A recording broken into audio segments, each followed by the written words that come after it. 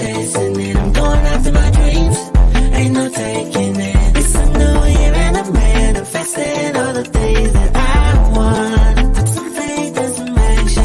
2020 taught me that my blessings on the other side of fear. So be clear what you want and be ready for the ride.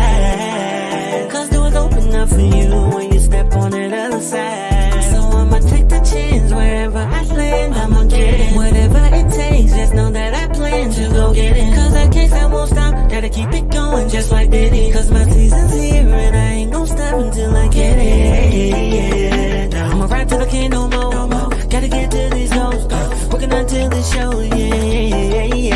Everything I say is gonna be, just know the grind is start with me. Gotta keep the faith until I see, yeah. I'm chasing it, I'm going after my dreams.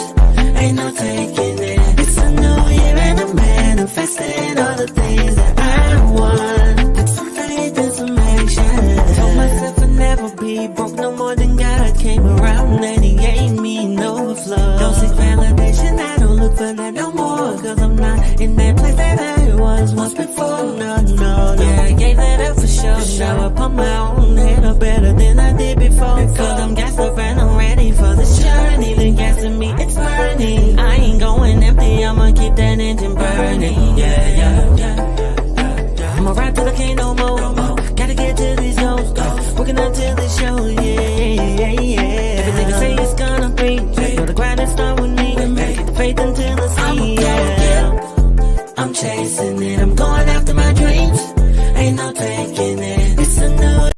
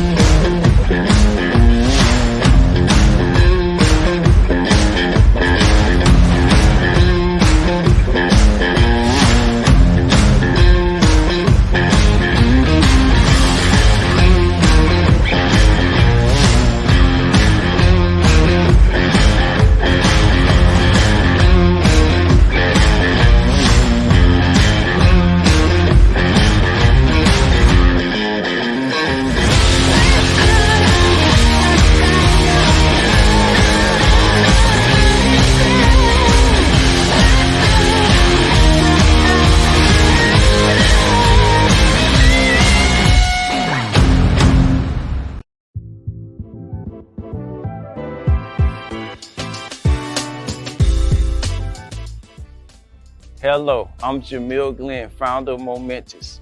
Momentous is a moment of great significance. The focus of Momentous is to unite the men in our city through fellowship, build relationship, and accountability.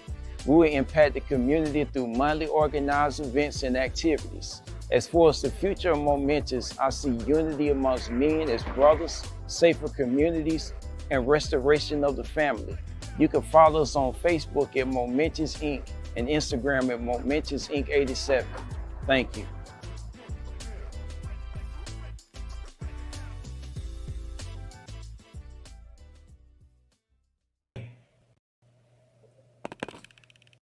Hey you, I got something to tell you. We back. Season 2 of the Power Hour. Y'all ready? You see I got my Rest in Him hoodie on. Shout out to Kim. Josh B, where you at? Heavy, where you at? Turk, where you at? Y'all need to be sharing this video right now. We finna go live, baby.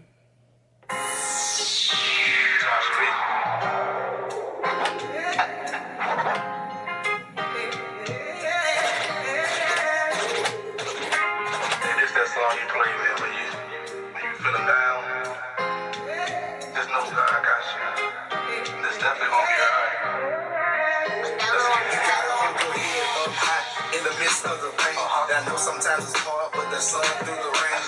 In the fast lane, steady running from the struggle. Late nights, early morning in the streets trying to hustle. Mama always said that there be days like this, and I never knew I should used to pray like this. Every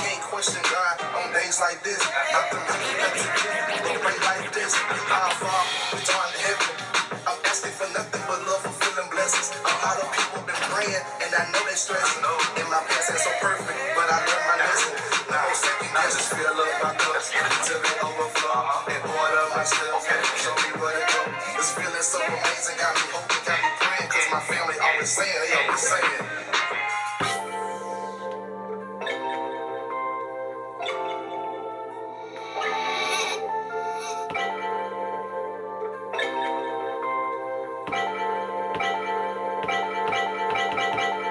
I was stressing trying to figure it out. This thing called life. What happens if I bust the wrong move? Then Jesus shed his light. I know you got your hands on me. I can tell by the way things moving. I know you got your hands on me. I can tell by the way things moving. My bills are paid and my mother's home. There's no stress. I am blessed. My bills are paid and my mother's home. There's no stress. I am never thought that I would see the day I smile again. Never thought that I would see the day I rise again. It was one thing right after the other. From the left, from the right, all I could do was take cover.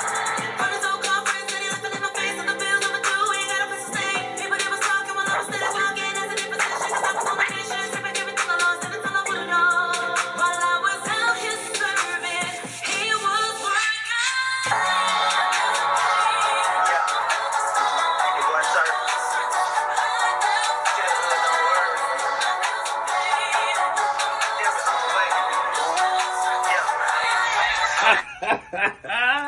Say what's happening, baby? It's Mr. Clark from the Dirty South, and yes, I got a dirty mouth, baby. Yes, sir. And tonight at 7 p.m., the Power Hour returns for season 2, baby. Yes, sir. So make sure y'all tune in to the Power Hour tonight at 7 p.m. Don't miss it, baby.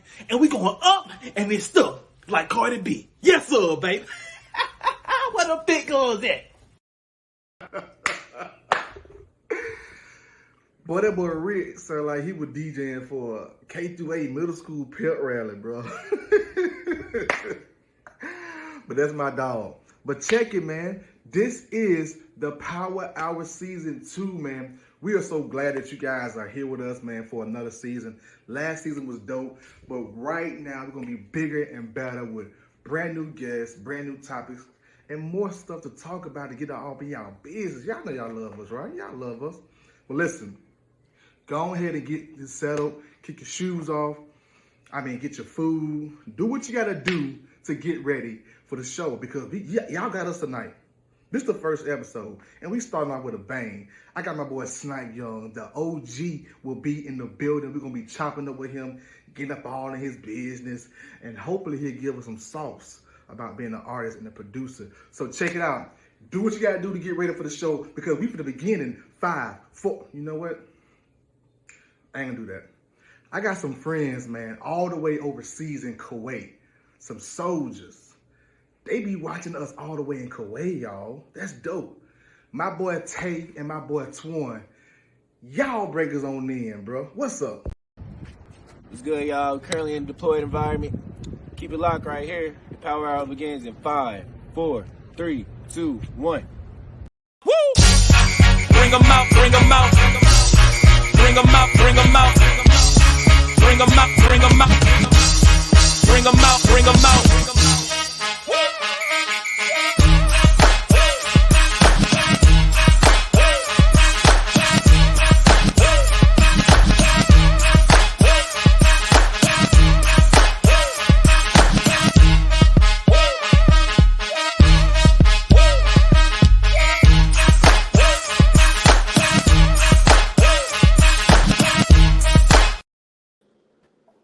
Yo, what it do? What's going on? Hey, look, You like hey, it? I already know what Heaven finna say. Look, I just want to appreciate y'all just for honoring my wishes, man. I thought I was gonna have to take my name off the contract, man. Hey, that boy Adam was smiling like he just saw his daughter walk across the stage. Hey, look, I had the contract over here, man. I was finna tear it up. Bro, I said I'm gonna go on play. I know eyes gonna be smiling from ear to ear, boy. Yeah, I was close to quitting tonight. I'm so glad I saw that. Hey, When hey, you Heavy, what you did, Heavy? that boy eyes was looking like the Scream mask. That boy had a smile so big. That's what I'm talking about. Oh, Hey, Isaac, some of that dance, Look, bro. you already know Some of what that you dance, had on Isaac. the last season, bro.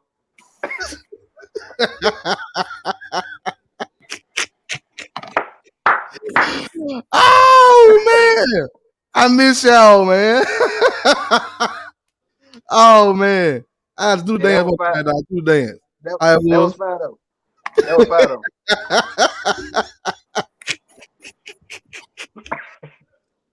Hey, Oh, I'm grateful. I know. I'm glad you.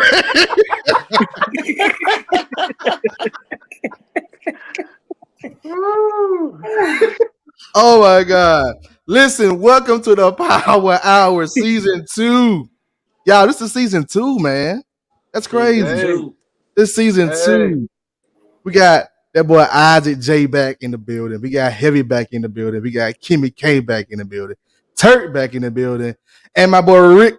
Never mind. Anyway, this is the Season 2 of the Power Hour. Thank you guys for tuning in, man. It's going to be a great show tonight, man. We got awesome show tonight. I'm so excited, man. I've been preparing all week. I've been excited all morning, man. Trying to work out all the kinks. And I'm excited, man. Y'all ready? Y'all excited? Oh yeah, we excited, man. Josh, what shirt that is you got on? This is the exclusive Rest in Him shirt. You can get that Rest in Him Hey, shirt let go. from my girl Kimmy K right there on the bottom. Y'all Oh holler yeah, in I, the comments. Kimmy, why I ain't got no shirt? I ain't get the memo. Ricky even had one on. I Ricky That's ain't what get I'm the even had one saying. on. Kimmy, He memo. what's ain't up even with that? seen. Look, we were supposed to come in as a unit. You know My what I'm bad. saying? Yeah, Ricky ain't even had the heat on the screen. But this is the official Rest in Him shirt. How y'all doing, man? Everything Good, good. It man. ain't how y'all doing, how y'all been doing. We ain't been on How here y'all? about 20 years, man. Man, Right. it feels so long, man. It feels so long. You know, I'm Oh, excited. Oh, talk let me to me. say Go ahead. one thing. Let me say What up? one thing to start it off. Y'all Talk to ready? me. Let's go. Yesterday's price is not It's It's not today. not today's today's price. price. You got that right. Going up. Yesterday's price is not today's price, man. Price is going up. Talk to him, man. Going up. Don't be surprised. Yeah, It done went up. Man, it went up. Oh, it's going up. It's going up it's now. up. Oh yeah. Hey, look, it's going up like the gas prices. I had put 30 in my tank and it still didn't fill it up. I said, man. It's Oh still up. man. Listen, right now, if you're watching us via Facebook, also YouTube, thank you for watching us. Thank you for tuning in to the show tonight. It's going to be an awesome podcast. And also, we just added a Pandora and Apple Music. So you guys will be listening to on Pandora and Apple Music. And actually, right now, I'm streaming on Pandora, Apple Music Radio. So I want to give a shout out to all my Pandora and Apple Music listeners. Thank you for tuning in to the Power Hour. We appreciate you. And we're going to get this thing popping right now. Let us know what side of town you repping tonight. Is my west side in here? I don't think west side in here. Right here. East side. Oh, no, my boy. East side with east side. East side in here.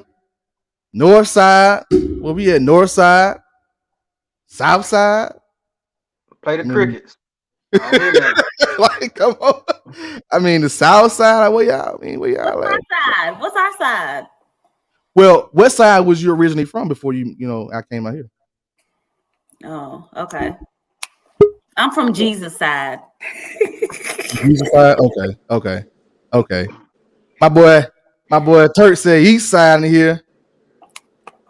Sean Jones said Steel City. All Steel right. City.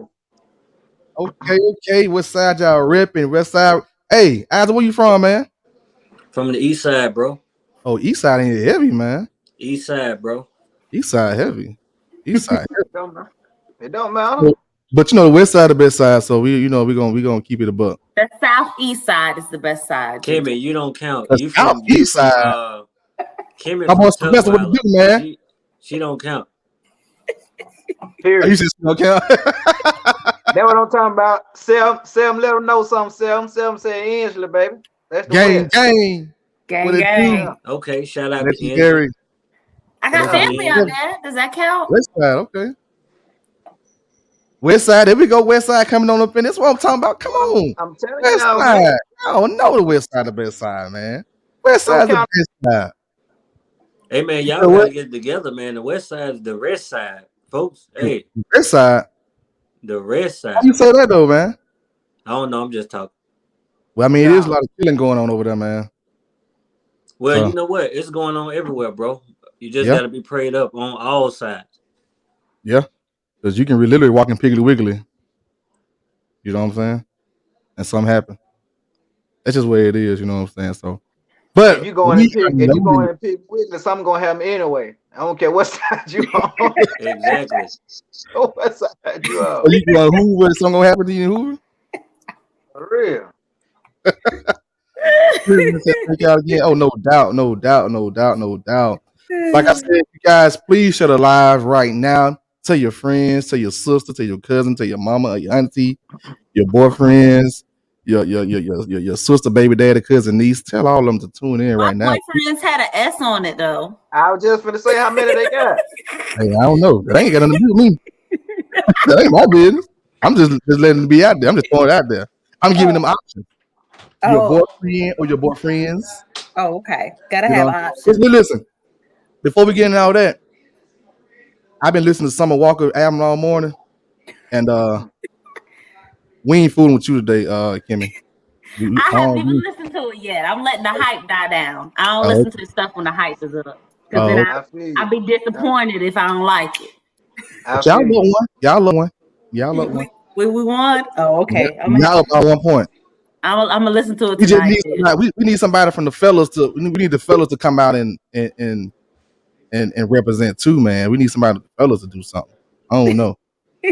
Maybe Head will drop an album talking about the ladies and giving out the sauce. Who that? I said maybe you can drop an album and just talk about the ladies or something, man. Oh, I They don't talking know. about us The price gonna go up. If I do that, the price going up. because you're gonna get all the sauce away. He got the moves down. Isaac got the moves down. He got it. We gonna get out of the mood. He got it with the moves, man. Oh man. I'm so excited, man. I promise y'all, I'm so excited, man, because this guest we got, man, tonight's guest really needs no introduction, man. And but I'm gonna definitely give him one though. I'm gonna give him one. I mean, because it's only right. It's a podcast, and this is our show. So I'm gonna give him I'm gonna give him an introduction. This guy's a Grammy Award winning producer, man. Billboard charting. I mean, guy's a living legend, man. And most of all, this guy is a God fearing brother, man. Um, he home team. I mean, really the home team. He's pretty much showing it how it's supposed to be done. So I'm excited to have this guy on, man. If y'all excited, y'all ready for him? Let's Then get it. We ready. Let's go. We ready. y'all ready for him? Y'all make some noise. But none other than my guy, Snipe. They call him the Sauce Man. Young. Sauce What it man. do, man? What's going on, bro? Oh, so we don't want to need to make the record then. He got the All right. sauce. He need to make the record. Him and Isaac can get together. Isaac can do the Yeah. dancing. You do the dance. Hey, y'all gonna get up off that. Do the dance for us. Do the dance. Hey, look, I can't do it. That's for the choreographer. Hey, the choreographer made that up. Snipe, what it do, man? What up, man? How y'all doing? Doing Hey, good, man. going bro. on? Man, we blessed, man. Thank you, man, for even joining us tonight, man. It's an honor. It is Man, truly an honor. likewise, man. I see my boy Turk called in. He didn't want to come Yeah, on. he on that cricket, man. He on that. He on that cricket, man. He got that East Side Wi-Fi. Yeah. Hey, see, look, you going too far. Hey, East Side, we ain't got no problems with our Wi-Fi, bro. Hey, the West Side got the best Wi-Fi. Bro, Well, I I'm just over. came from over there. My Well, listen, phone cut off. I tell you that. Me and Kimmy, we over here on We 280. got the best. 280 got the best Wi-Fi. That's southwest, southeast. Yeah, Southwest, East. Yeah, we kind of all three of them, Southwest, East. So we claiming all three of them, man. Hey, Snipe, what it do, man? What up? Snipe, what it do? We got my boy Snipe in here. We talking about SYL. Oh my God. We talking about Man, I just can't help myself. Yeah. Way back. I'm Way, telling you, way you went back. all the way back. But You went hey, all that's the way my back. favorite song, man. Bro, I'm telling you, I was thinking about this today, man. Because my grandma been in the radio business for quite a time. Mhm. And I was telling them, like, that's how I really got on to just the gospel hip hop scene from that CD. Everything from that CD. But that one song that I just can't help myself, man, legendary. And the chords within that dun dun dun dun dun Yeah. dun dun. Oh my god, man. That After was that, that's when I started listening to the Flame, True, the yeah. Craze, all them guys. And that's when I kind of just got adapted to it. But definitely it started with the SYF, man. Y'all, you guys was like the Christian crime mob. If I can if you He I said mean the really, Christian crime mob. I mean It you was think Crime about it. Mob wasn't even out yet then. They weren't even out then, man. It was no limit. No limit and I wouldn't compare to No Limit because yeah, they had a female in there. yeah, Mia X. Yeah. Mia So X, did, boy. yeah. Mama Man, Mia. But nah, y'all was more so like because that crime mob was real grimy, man. Yeah. They was real grimy. So that's what I can pay out to, man. But that was one of my favorite songs, man, off the track, man. But it's an honor that you join us tonight, man. I really, really, really appreciate it. Lashandra said, Absolutely. "Wow." Listen, My mom, look, if you buck, boy. well, Oh, let me come back. Let me come back. I'm sorry. see, look, hey, I'm look, back. Kimmy just left the platinum. She back. she just left the platinum. I'm back. I mean, she probably was so turned the whole Magic City Classic weekend. I don't know what we ain't hear from her. Y'all was turned. I was working making some coins. Okay, I wouldn't turn. I was turned to the house. Mm. I was watching everything go down from the house, watching everybody Facebook live. My girl Sarah said SYL for life. Oh, here go That's Turk out. it. That boy Turk said, "What up, Snipe?" I think Josh got me blocked.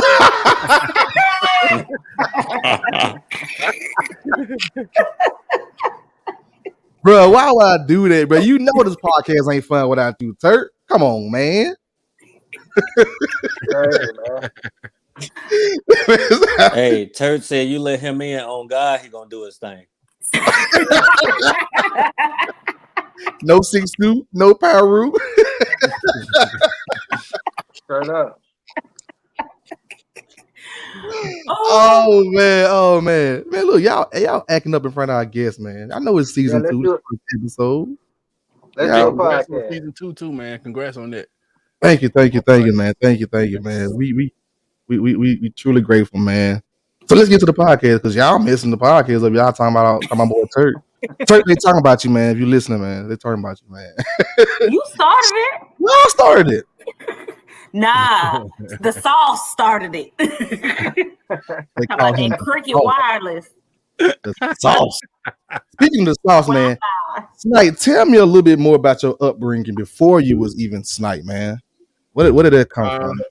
Well, of course, my dad's a pastor, so I was raised in the church. I was born in church. Okay. At an early age, I was ordained to be a minister. Like I think I was maybe 8, 9 years old. They stand on the milk carts. Yeah. Oh man. So I was doing that. Played drums in church. Started playing drums at like maybe 3. I used to play with pencils, 3 or 4, something like that. You play with pencils. My mama gonna give y'all the facts in the comments. I'm already knowing. That's Myra Young. She gonna be like, he wasn't 4, he was 3.5. All the facts. So, but I think I was like 3 or 4. I started playing drums with pencils. Okay. And then my mom used to sing. Of course, she was in a big group called Divine Inspiration. Okay.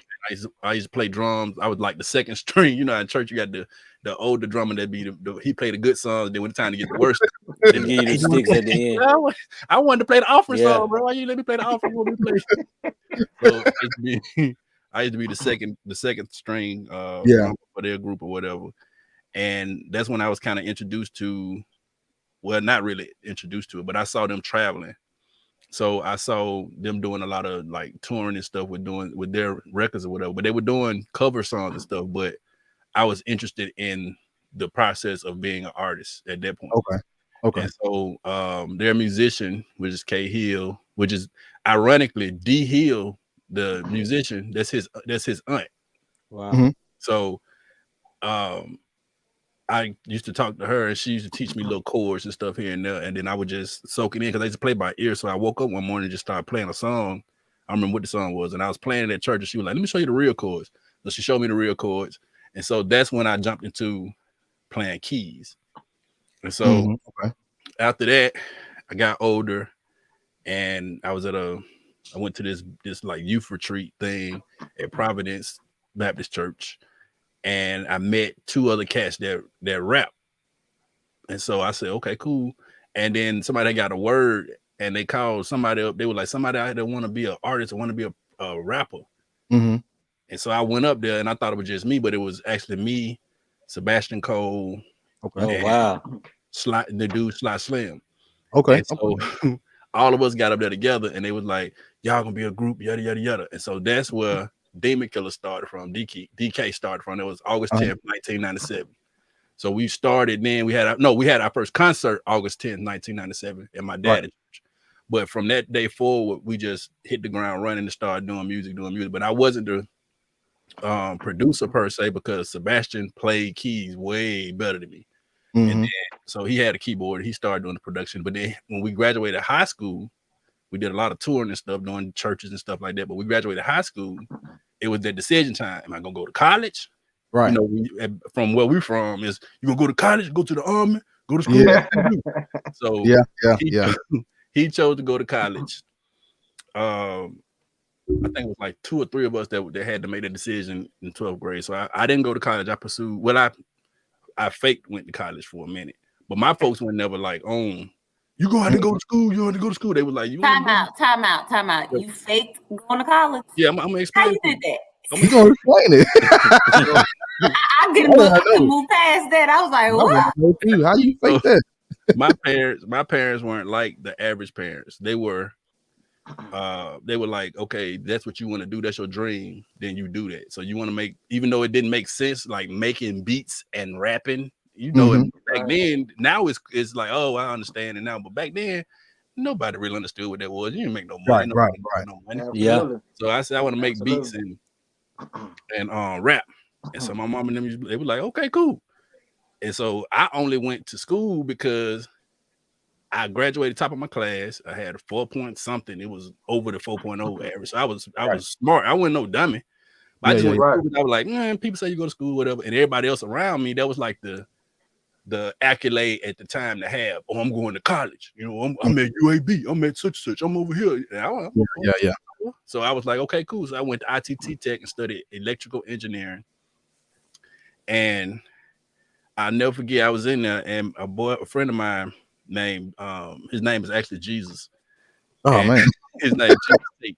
And I was in there. He was like, man, why you in this school? That's all I know what you talking about. He was like, man, because if I rap, made beats and stuff like you be doing, I wouldn't be in no school. I'd be at the house. So I was like, what? He was like, I'd be at the house making beats. So I'm like, man, whatever. So no lie. And I don't think I ever said this publicly, but exclusive. Beep, beep, beep, beep. Yeah. So exclusive. I'm sitting in class, and the people came in college now. This is ITT Tech. They buzzed, they hit the little thing to do the little, what they call it, intercom. Come to the office. Now it's ITT is small, so they still had offices or whatever. So come to the office, so I go in there and say, yeah, the check that you got that your parents wrote for school, it bounced. So you had to pay the full tuition, or you can't come back. I was like, boom, boom, boom, boom, bam. I was like, well, guess I won't be coming back in this mug. Yeah. So, I mean, and that ain't no knock on my mom and them at all. Now they took care of me. We ain't come up with no, we ain't suffer or none of that. Right. Just at the time, this is new. Going to college, you got to pay a college tuition, and you pay out of pocket. That's different. So when that dude told me that, I used that as fuel. I was like, okay, I'll be back when I get the check. And I don't even think I even told them that the check had bounced. I don't even know if I told. I just didn't never go back. So, I used that as fuel, and then that's why I said that's partially I went to school for fake part, and then at that time UAB had started this program for electric what was it called, computer. It was some production class, production course they had started. Okay. And I heard about it. And again, I made a 28 on the ACT, so I can go pretty much anywhere I want to go. Right, so right. Let me just try to go to UAB. So I go to UAB. I get in there and start taking the music tech is what it was called, music tech courses. Okay. And the guy was breaking down the stuff. He was like, this is a keyboard. This is MIDI. This is a drum. I'm like, bruh, I'm paying for this. Can we get to the how to make a dope beat, bro? Let's get to the how to mix, how to master. Right. And it took forever. So I was like, okay, cool. Then what made me quit that joint was I was in this journalism class, and I'm good at writing. I'm a real good writer. So I was putting words and stuff together, and the professor was like, yo, you should look into like writing. So I'm like, writing? She was like, yeah, you have a natural itch or niche, whatever you call it, for putting words together. Like you could actually paint pictures with words. So I was like, okay, whatever, cool. Then I went to the class, a theory class, and they had made an announcement that everybody who was in the music tech class had to sing in an ensemble at the Alice Stevens Center. And I was like, that's my other sign from the Lord. So I'm out. So I quit because I didn't want to say. It's crazy now because I sing at any given moment. Now I just bust out with a melody because that's what I do. Right. Yeah. But just the thought of standing in front of people in the Alice Stevenson Center, singing in an ensemble, I was like, nah. Let me go and get this out of the way. I quit. Nah. So that's why I said I fake went to school.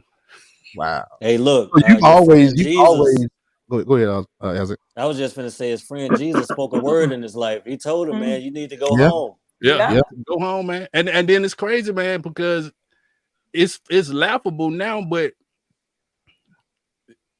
I mean, I'll fast forward because my stories can get long-winded and you don't have a long podcast, so I'm not gonna keep it.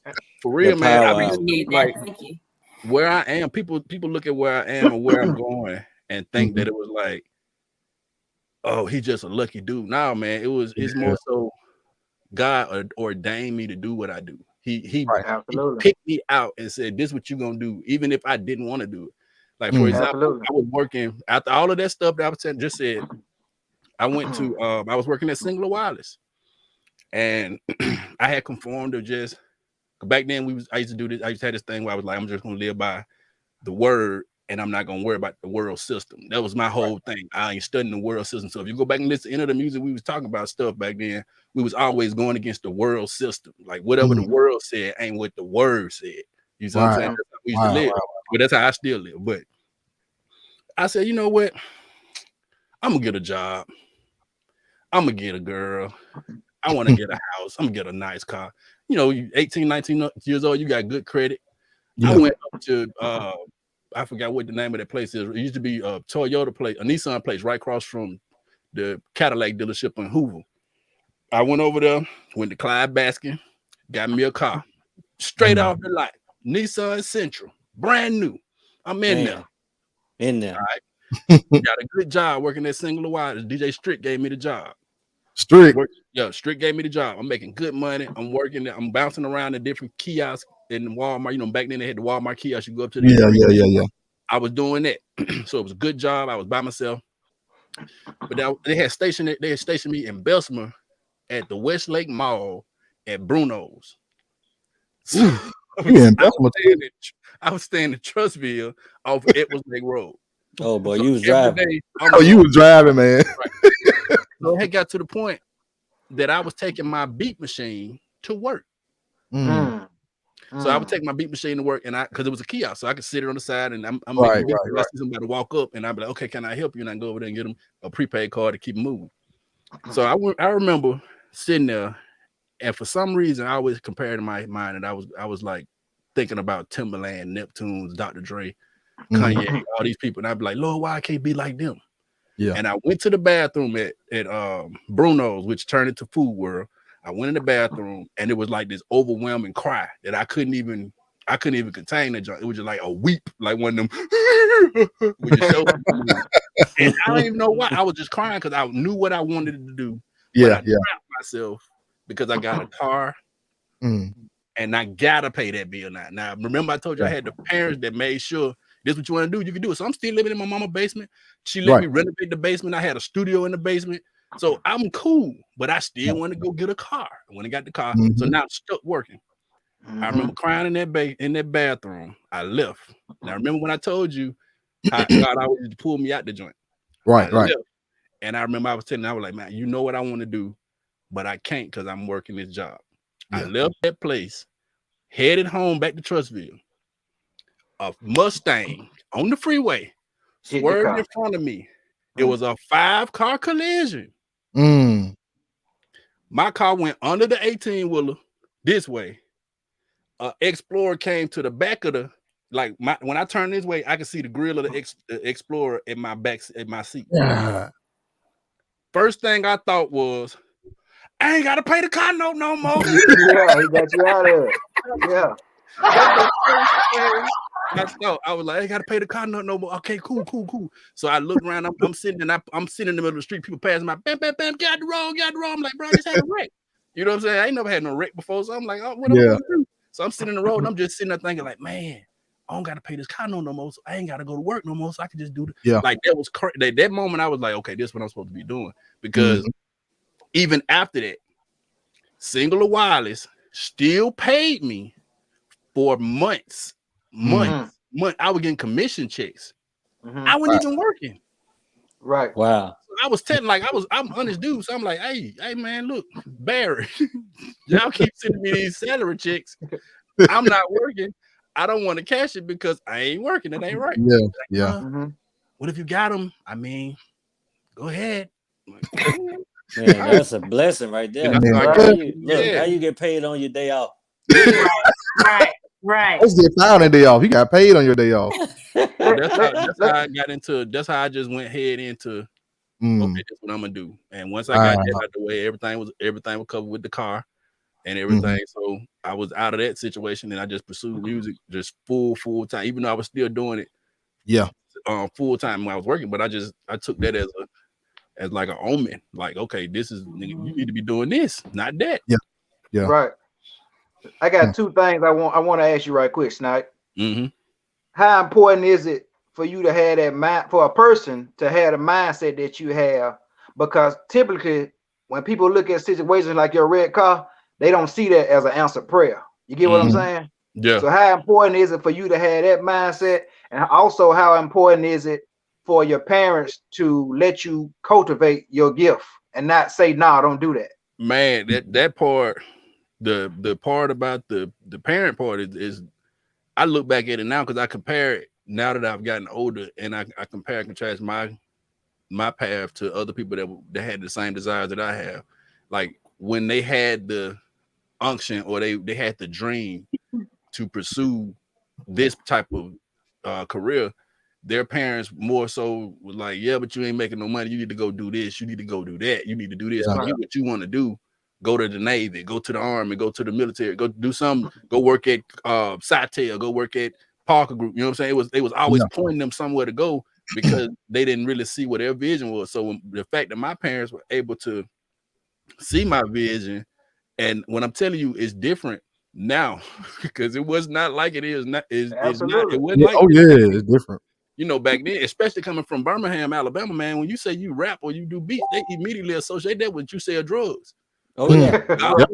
Right. You know what I'm saying? Like you go to the bank and you put a check in the bank and they say, whoa, what do you do? I'm a producer. Oh. He's selling drugs on the side. Yeah, he got some drugs in the car. Yeah, he got the dope. He's still getting them checks. That's what it is. He's still getting them checks. So I mean, having that support system from the root, it really, really, really did help because I was able to focus solely on what I was gonna do when I got older. I didn't have to worry about all the other stuff, and I was conscientious of the decisions that I would make. A lot of sacrifices I had to make to get to this position, but I understood that if I'm not gonna be making a big amount of money early out, then I don't need to have obligation like a car. So that means at 19, 20 years old, when everybody putting up at the classic, and I'm catching a ride because I couldn't get no car. You know what I'm saying? Because I wasn't trying to have that obligation just to be flashy. Right. That coming up, and my parents never did. They never did give me no slack on it. They let me, like I said, they let me, bro. Everybody, mom is not finna let them put no studio in their basement and never complain. Never one time did they say, turn that bass down. Right. Bro, I was trying to knock the walls out of there. You know, you trying to get the 808. Boom, boom, boom, all time of night. They never said none of that. They never said, turn that down. Can you stop the night? We watching the game. We watching TV. Yeah. It was, I was doing it all night, every day. Having people come over to the house. You know what I'm saying? Mom, you know, black moms ain't trying to hear nobody coming over their house, bro. No. Not at all. So yeah. So that was like a big situation for me, like to be able to start my career or be able to learn how to produce and record. Because I learned all those traits, all those characteristics in that basement, how to produce a record, how to record. We recorded Can't Help Myself in that basement. We recorded all the SYF stuff in that basement. We recorded 7 stuff in that basement. Everything was in that basement. And it was a little bitty space, but my mom and them gave me that spot to do it in. Absolutely. Man, that's amazing, man. Absolutely. SYF, man. Mm-hmm. Tell me the foundation. Where did it all started, and how did it become with the process of SYF? Well, SYF started partially. Well, originally I was rapping with Big Jen. He went by the General at that time. It was just me and him.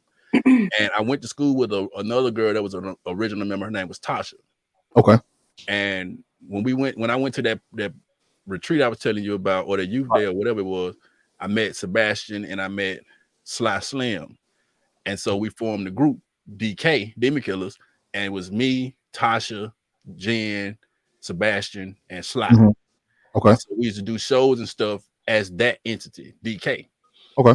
Then at the Respect rally, I don't know, I can't remember what exact year. 7 will tell you the exact year she in there, but we saw 7 on the news. Well, Jen saw 7 on the news, and she was getting ready for Respect rally. You know how they do it when they want you to. They put the rapper out there to bring the kids, so they had her on there. She on there rapping, "Yo, God is making in the shit to say Jesus is the only way." Yeah. 7 said 98. Yeah, so they had her. Oh, so it was 98. So they had her on there to do that part. So we saw it. We were like, "Oh, she kind of dope. Okay, cool."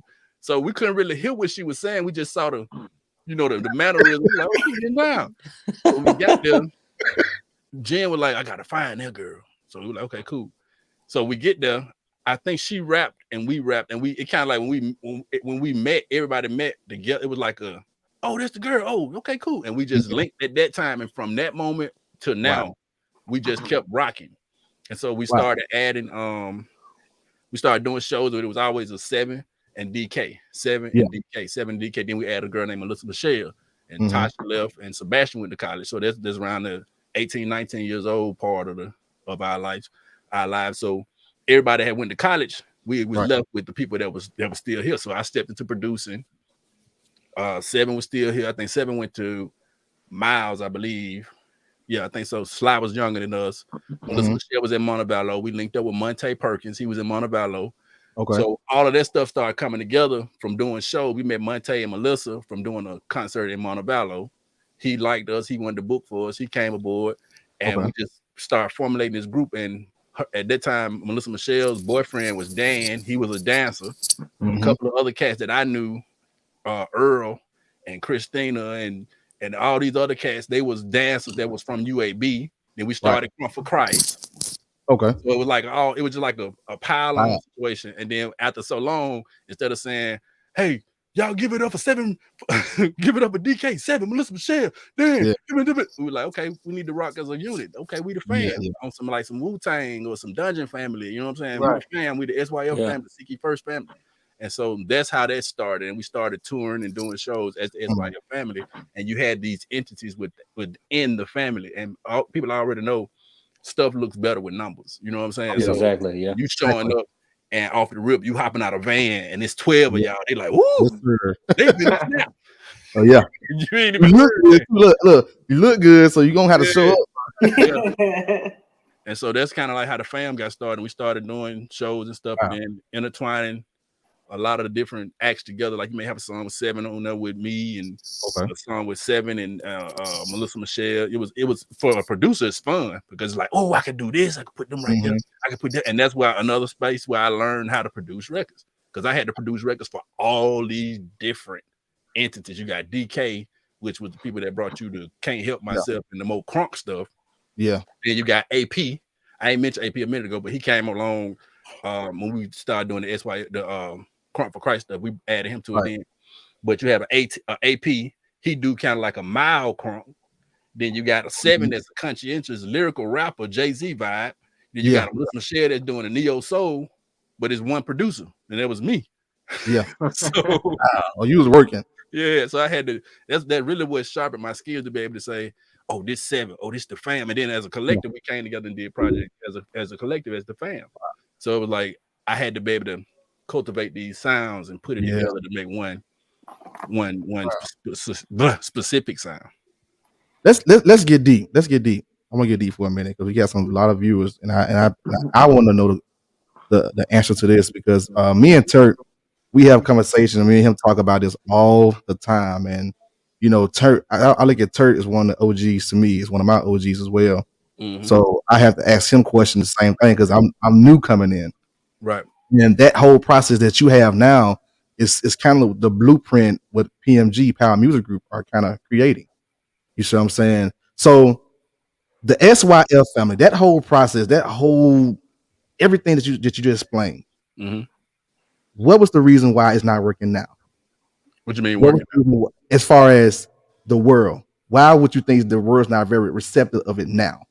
Of groups, right? Or just the whole Christian, the gospel hip hop world, the whole thing. You know. Well, I'm gonna tell you the real. Be real. I want you to be real, really. The world ain't accepting the gospel hip hop space because early on the gospel hip hop space was fake. They didn't want to be real. Okay, exactly. Yeah. When the real ones coming in, when the real ones would come in, they would tell them, "Oh, you secular." Yeah, exactly. Kick them to the curb. And so now, when you look back at it, a person that looked like me, representing gospel hip hop, would be like, "Oh man, that's dope. Oh man, he looked like Future. He looked like 2 Chainz. He looked like Quavo. It's a bunch of me looking people on this side. Right. Back then, it was none on the secular side, and they ain't got to look like me. But I'm just saying, anybody that looked out the ordinary. Yeah, not the makeup of a gospel artist, right? So because of that, and they wanted every line to be like, I got this watch, thank you Jesus. I got the chain on, the Lord gave it. I got these dreads, and the Lord did this. I mean, like, bro, let's talk like we talk like right now. We've been talking, and it's understood. Everybody on here are believers. We ain't got to sit there and say, "Yo, when God told me this, bro, I was like, hallelujah," and y'all say, "Amen." right. But that's how they wanted it to be. It wasn't authentic. Yeah, it was like, okay, I got to do gospel hip hop, so now I got to. John 3:16 said, "Bring the word." You got to be regular. You can put it in parable. Jesus didn't even talk with scripture; he put it in parable. Absolutely, right, absolutely. So when it was time to do that, it was at that particular time frame when all the groups and stuff, you had the cross movement, your Core Red and Precise. This was before Flame. This was before what's the dude name? What the dude named 7 Truth. All these cats. Before that curve, it was only you had to only open your Bible and say, "This is what I'm gonna say," and it had to be so biblical and so set in stone. It was no way to make it hip, even though the word is hip. But somebody that don't know that cabbage is good, you can't tell them eat this cabbage when I'm used to eating chicken and stuff. Or right. You know what I'm saying? You can't. You gotta trick a baby. You can't tell a baby, "Hey, eat this spinach. It's gonna be good for you." No, you gotta trick them. You know what I'm saying? Let them come over there and taste a little bit of yours off your plate. See, it's good if I put a little yams with it. Oh man, it's good. Okay, let me see how it tastes without it. So this is what it's. That's good. They won't want to hear that. They ain't hear that. Gospel gangsters, yeah. So back then, it just now we're just witnessing the repercussions of what was happening then. You know what I'm saying? So now that everybody was wiped out, that looked too out the ordinary, or the message wasn't to the older cats, but the young cats was hearing, like for example, you saying you like Can't Help Myself, and they introduced you to gospel hip hop, but for your one testimonial about that, Yeah. I can give you probably 5 or 6 adults at that time that was like, that's the money. They used to call us. I believe it. I believe it. They used to introduce us when we come on the stage. Our names were demon killers. Killers. That don't say demon likers. Yeah. Demon inhabitors or demon friends. It was demon killers. They wouldn't announce us and say, y'all give it up for the demons. Oh wow. Wow. How did y'all But you name? want to know something though? At that time, a lot of churches didn't accept a lot of that stuff. I know one time, me and my brother, man, we went to a youth explosion, and he was the DJ. They put us out for playing Kirk Franklin. Wow. You know what I'm saying? So back at that time, I think it was harder for them to accept that hip hop Christian culture, like you said, because you had to be straight out of the Bible. Like you had to go full biblical for them to accept you. Yeah. Yeah. So do you think it has changed now though, Snipe? Like you think is it just by you looking on outside looking in, you think it's changed or what? It's changed, but the thing is, the problem that I've been seeing with it's changed, but because of the amount of ridicule that went along with that attachment of gospel hip hop, right, cats that actually could shed the light on gospel hip hop don't want that name on their music, right? Because of what was attached to it prior. So now you got the cats that can actually spit and they can represent. They like, I'm just a rapper. Yeah, that's it. Yeah, that's it. Which is I kind of piggyback. Well, not piggyback. I was on that back then. I'm like, okay, yeah, I rap. I do Christian hip hop, but you don't hear Busta Rhymes say I'm a 5%er. Right. They ain't got no section for Muslim rap or 5% rap or antichrist rap. Wow. I mean, not antichrist. What do you call it? Atheist rap. Yeah, But we got a Christian rap. Yeah, that's good. Yeah, you know what I'm saying. We the only one. We the only ones that box ourselves in. Yeah. And I think the reason why we box ourselves in because of what Snipe said was how it started. You know, Heavy. You know, when I came on my first album, and we talked about this. You know, I was so stuck on saying God in every bar or talking about a scripture in every bar or God's the Lord of the Word. I was stuck on that. The reason why, because I was so afraid of what my church may think. You start trying for them to accept me, or anybody in my family, like, you know, let me say God in this because they'll accept me more. They'll listen to me more. And now it's like it really don't matter. You see what I'm saying? Because I look at cats like Lecrae and how he just crossed over, but still stay what he is, and still true to himself, but able to cross over to that next genre and still bring guys over like Zaytoven and you know, work with guys like that. And I'm like, okay, if he can do that, and he's still getting stoned. Folks still stone him every day because of what he doing. But I realize you have to take those type of risks in order to get what you want to do. Yeah. So it ain't even about taking risks. It's just about being yourself. Being yourself. You are. You know what I'm saying? Yeah, that's what it is. Because at the end of the day, people respect authenticity. You know what I mean? And they can tell it. And so, like in music, I'm not one. I mean, I ain't gonna say God every other word. You know what I mean? But if you listen to it, and I'm telling you a story, you get a real version of me. And that's what people want to know. I'm not the only one. Like, I've been through something too. That's what people want to know. And so when you're able to do that, I think in this day and age, that's what people are looking for. People are looking for an example, somebody that looks like them and has been successful or is coming out of something. That's what they want to see. And as long as you can do that, they could care less if you're a gospel artist, secular artist. They want to hear the truth. And that's what people are starting to become attracted to. Yeah, absolutely. Yep. That's real though. That's real though, man. Hey, man. And before you say that, Josh, shout out to Mama, man. Oh, Mama in here. Mama in here. Oh yeah, big shout out. Yes, huge shout out. Allowing you to do that. You know what I'm saying? Because a lot of times you get parents that are preachers and they don't want to let you do it because the image that they may be perceived. You see what I'm saying? Yeah. To Mama and Pops for letting you do that. You know? Yeah. That is huge. Even just letting you be creative, you know, in your own zone. Because I think about it, encourages me as a mom, because my son is extremely creative. And sometimes I want to tell him to stop because I'm like, you doing too much. But I sit there and I watch him. And when he finishes, I'm like, oh my God, like this boy just right now he's creating a whole racetrack in his room. And I mean duct tape, boards, all kind of stuff. And I'm like, oh my gosh, it's all in my living room. I got tape on my floor, but I allow him to. And so knowing that I'm not doing that in vain. You know what I'm saying? Seeing that somebody else's mama gave them that opportunity to be creative. That's amazing. It's amazing. That's definitely though. And look at the results though from that. Yeah. You know what Yeah. Yeah. Yeah. And definitely shout out to all the Mama said she can rap. Hey, Mama said she can rap. So look, it didn't fall too far from the tree. Nah, I got an open verse for you, Mama. We gotta throw Mama on the verse. She better watch out. I'm gonna take you serious. I'm gonna take you serious. Yeah, but shout out to all the artists and producers and engineers on the live right now on the show, man.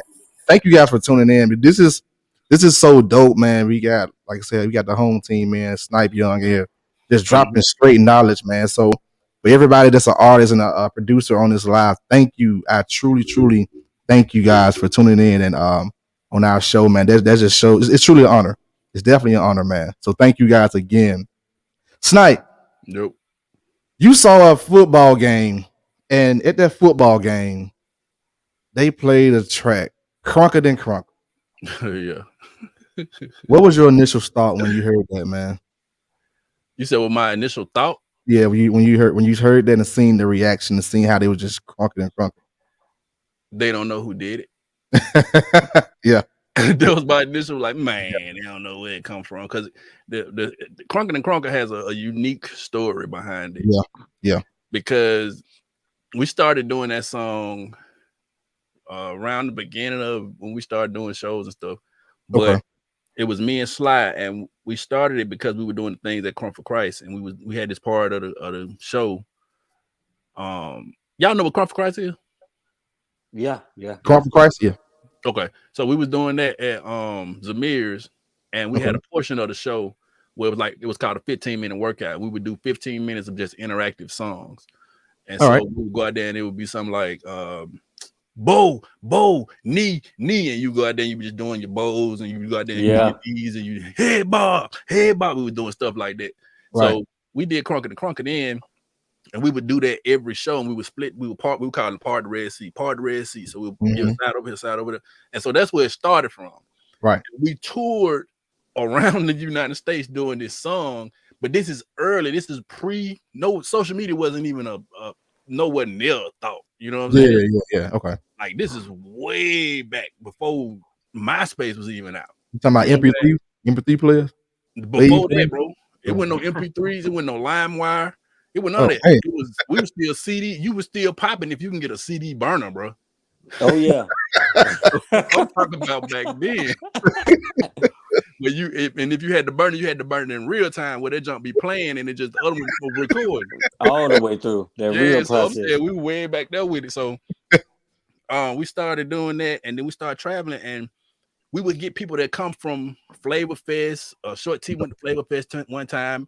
And it was a bunch of gospel hip hop artists that we was bumping elbows because at that time we had elevated up on the ladder of top tier gospel hip hop artists. So we knew Petty D and Cross Movement and Truth, and we were doing shows and stuff with them. Ken Jones, Mr. Dale, all these cats. Yeah. And Short T went to Flavor Fest, and Petty D did it. Mm-hmm. So we were like, well, he came back. He went up, talked to him. He's like, hey, bro, you stole that from these young dudes in Birmingham. And so, of course, it didn't matter. If you go Google it right now, you can see Petty D got a song with the song on the thing. So you had to sample that song. No, he didn't sample it. He stole it. He just said, I'm keeping it 100. He ain't sample it. 100. He stole that, man. He won. Yeah, so he stole it and put it out. So then at that point, we was like, man, they taking the joint like that. So we would start hearing people saying this all the time. They did this at the such. They did this at the such. So this is like the fourth or fifth video that I just seen But this time I was just like, okay, I'm just gonna repost it because I normally just don't repost it. Right. But I saw it this time. I was like, okay, cool. I'm just gonna repost it, and maybe people will know where it originated. You know what I'm saying? Because it was a chant, and I know how chants go in the band space. Like, I don't know if any of y'all been in the band, but in the band they got like cadences and little sunshine, like little horn chants and stuff. And so for years, I didn't even know "Let the Sunshine" was a real song. You know, the song they play in the band, boom, boom, boom, boom. Yeah, I didn't know that was a real song. I'm talking about like years later, and I'm like, I hear the song on the radio, "Let the Sunshine." I'm like, that's a real song. Yeah. Oh, man. But I never knew it. I just knew every band would play it, and that was the thing. Same thing with drum cadences. It's the same thing. So when I saw them do that, I was like, okay, I might need to let people know where it came from, because it can either just turn into a thing that just continues. And my son started singing it out here in California to myself. My son Crooked, like, your daddy. Yeah. You know what I'm saying? So I think when people do it now, they should reference where it comes from originally. But they may not know. That's why. why. But you're right. You might know. Yeah, because it's passed along. Like if the reason why I would use the band one is because in the band, when I was playing in the drum section, I was a drum section leader, and I would say, let's hit 99 and a half. I don't know who made that, but I know what that cadence is. I know what drag is. I know what sunshine. I know all these different cadences, but I don't know who originally said, let's make a cadence. Right. Oh, we're gonna call this 99 and a half. Nobody never really knows that. It's just passed on. You know what I'm saying? So that's the reason why I posted it, so I can let people know. And it wasn't even no shade to them at all. Okay, I'm glad y'all doing it. It made me feel good. It'd be like, oh, that was 20-some years ago, bro. Y'all man. That was cool. But I just wanted to let them know where it came from. Wow, man. Then like I said, that has been passed around, because I even heard that in pep rallies. Yeah. You know, they incorporated in pep rallies. And like I said, you see what Red said, right? He said he got a phone with DJ Will. Yeah, he said he was in Tampa doing it. So it's all over, man. It's crazy. That's crazy. Wow. So just imagine if that's something that you guys would have like patent or something like that. Or just really made it out. So they couldn't really, even they did steal it, they got to pay up. You see what I'm saying? Yeah. I mean, but the against popular belief, the fam was never about money. Yeah. That was a big myth that people had spread, that the fam was all about the money. We never really even got paid. Like we got for real. I'm just keeping it. We keeping it 100, man. Yeah, keep it 100, man. Keep it above. I mean, we never really got paid. We've been told we got paid, but we never received the money from those events. You know what I'm saying? The promoters get the bread, or tell somebody that's why you'll charge this amount to get the money and then disappear. And won't tell us we even charge. Yeah. We doing it off the love. We get pink winners and cookies. The little cookie, the cookie you put on your pinky finger. We get them cookies and the pink winners. At least you get that, boy. Right now, I get hot dog wraps and Cheetos. Hey, look, they've been serving them hot dogs in aluminum foil for a while. That's an upgrade. That's what I get now. They say, Josh, thank you for coming out. Look, thank you for coming out, Josh, for showing my use some. Come on downstairs. We got hot dogs and chips. Hey, and it be the regular Lay's potato chips too. Hey, you lucky to get that, because sometimes you just get a guy gonna bless you. Yeah, that's it. But it's so crazy when you start throwing them numbers out, they gonna be like, "Oh, you just in it for the money." Well, it's a business, you know what I'm saying? You can't eat. But you really, when you throw a number out, you ain't charging them to come.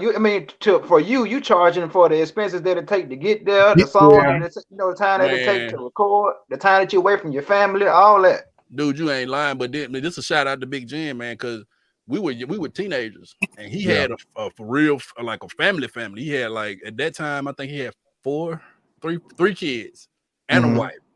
Wow. And Big Jim used to make sure the brakes on the van was done, oil changes, paying for the room. Only people that used to give us honorarium was if we were going to Statesville, North Carolina, or Virginia, or somewhere like that. They would give you an honorarium. And even in Virginia, the pastor would bring us out there, and I remember he gave each one of us $100 to go to the mall. So that was stuff we would do, stuff like that. But Big Jen used to hold us down, man. We need CDs. He go and getting them. He going to pressing them up. He paying for Kinko. You know, Kinko back then, it was the thing back then. Kinko, oh yeah, Kinko was a spot.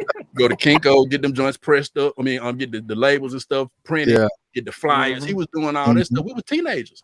Yeah. You know what I'm saying? So it's big shouts out to him because he was sacrificing a lot shout out his to him, family. Man. You know what I'm saying? To do that. And he ain't have to do that. Absolutely. All that for a small bag of chips. For a small bag of chips. No, that's why I keep telling y'all get an upgrade. We didn't get no chips, bro. So we should feel lucky. I know what you're trying to tell us. You winning, bro. We got pink we hot winning. dog, a pink Ziegler winning hot dog. The kind of need a pink water in it. We get the pink hot dog. Then you gotta warm it up. And the cookie that goes, you know, the cookies that you used to put on your fingers with the Yeah. hole. Oh man, they didn't give y'all. Look, they didn't give them the butter cookies. The butter cookies.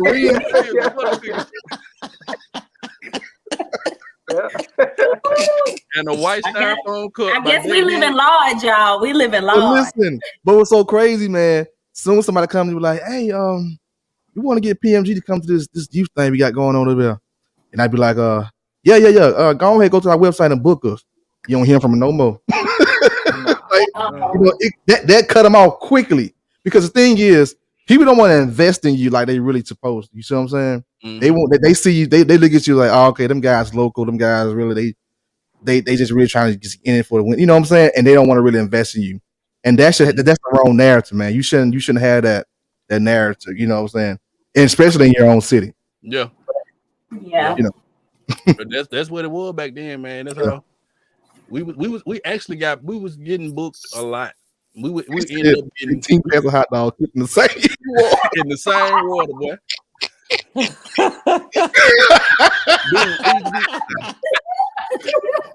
I'm gonna tell you how bad. It ain't bad. It wasn't bad, but I'm gonna tell you how it was. We would go do a show, leave the show, and Sebastian used to stay in Forestdale, and Sly Slim used to stay off of Arkadelphia. We would get off on the Arkadelphia exit, and guess what was right there in front of the Arkadelphia off that exit? Wendy's. That Wendy's right there. Oh man, we used to make enough money to where everybody could go get a double stack. Man, that was the special burger back in the day, and that was it. Everybody get a double stack, and that was our celebration at Wendy's. So we winning. We winning right now. Then you in there? You know, we top notch. Then they're trying to tell us we top notch. Oh yeah, you top notch, but you out there plaqued up with it. Hey, look, they ain't got the look. They ain't getting the Zigglers no more. They getting the ballpark. Did you get a bun? You getting the bun? But the thing is, the bun be soggy and wet. It be in that lemon foil wrapped up so tight. Like, come on, man. Look, Snipe, did y'all at least have ketchup, mustard, relish? Yeah, they had all that. They had the condiments and stuff. They had that stuff on there. Hey, Seven said, "Nice chicken sandwich me, please." I know that's right. No, I ain't lying. We just leave out there, and because when you do a show, you be leaving. You be on this little. I can't explain. It's like a little high you'll be on. Like, man, we just did the show. We need to go out to eat. You know what I'm saying? Hey, let's go out to eat. Let's go out to eat. I go out to eat. Used to be Wendy's on Arkadelphia. Get that double stack for $1. Double stack for $1, and we only had enough to get one double stack a person and a drink.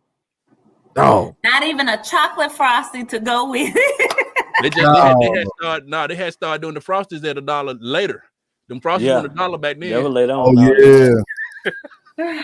So either you'll get a burger or a frosty. Which one? I was doing secular music in the club when I first met Snipe, and I would never forget him singing my hook. They gave me the confidence to know, not doubt myself. Thanks, bro. He's on that purple weed. He's on that purple weed. That's on that. We used to call him Purple Weed. Wow. Purple Weed. That's how me and Sly Snell used to remember him. Purple Weed, because that hook was hard. Oh man. So Snipe, man, how was it, man? And we talking about now, man. We took a journey from where it started. Let's talk about now. How was it, man, just winning your first Grammy? Did it just seeing your name by all the billboards and the credits and knowing where you come from? How did it feel, man? I didn't feel nothing. Okay. I'm gonna be real with you. Be real. It wasn't what, because I had waited so long. Like, for example, the type of faith I got, I believe, like, soon as I started doing it, I already visualized what it would look like. Right. In my head. Okay. So when I set out, like, just imagine getting in the car and you going to an amusement park, and you already visualize what the amusement park gonna look like, what the ride's gonna look like, what the attendees gonna look like, what the food gonna taste like. When you get there, you're not surprised because you already imagine in your head what it would look like. But just imagine when you get to this amusement park, it's empty, and it's computers running the joint instead of attendees, and the food court is closed. You be like, okay, I'm at the park, but it's not what I thought it was gonna be like in my head. Yeah. You know what I'm saying? So that's kind of like how it was when that jump when I won. It was like, yeah, but I didn't say my speech. Right. Yeah. I didn't say, you didn't properly. In my mind, I'm saying it. Producer of the year goes to Snipe Young. Right. You know, you got to do the little fake surprise. Yeah. Me? You talking about me? I wasn't even prepared. I didn't even know y'all was gonna call my name. Look, had to have a whole list. I didn't think it was gonna be me. So when it happened, it was kind of like I was grateful, of course, but it happened. I wasn't at that award show. I was actually at home and I was watching it on TV. So when it happened, it was like, and the Grammy goes to Beyonce, Lemonade. I was like, yes. And I looked around and I was sitting up by myself. So I was like, this is weird. I ain't had no watch party, nothing like that. Nah, because I didn't even think, you know what I'm saying? Yeah. I mean, I didn't even think it was going. I mean, it's Beyonce, but I was like, okay, cool. But when it happened, I said yes, and I look around, I'm like, it's not what I thought it was gonna be. So that's totally different than doing the. Then you got like you got to look at the person that you're sitting next to. About me? Your name's Snipe, ain't it? This is Snipe Young with a G. And then get up there some. Well, I ain't prepared nothing, but I wasn't even. I want to thank my mama. Yeah, wow. So I mean, that's it, at that moment. It was like oh, okay, cool. I mean, I called my friends and everything, and it was weird. And I just won. Oh, okay, cool, man. For real, you lying? You lying? They don't believe you. Yeah, so like it's different. It was just not what I expected. I expected it. So the next time I win, I'm going to say my speech. I don't care who the award was for. I'm doing a Kanye. Oh yeah, look, it's only right. Hey, that's the best way to go. Hey, you gotta say 2 speeches, one for this time and for last time. I'm gonna say this for I'm gonna say this for because last time I ain't said my last speech, so gotta add on to this. Look, hey, you gotta hit him with the next speech because you know you're gonna be invited next time, so you gotta go ahead and say. Yeah, you gotta go crazy first. Yeah. Even when they turn off the credit and go to commercial, you're gonna still hear Snipe. So I just want to thank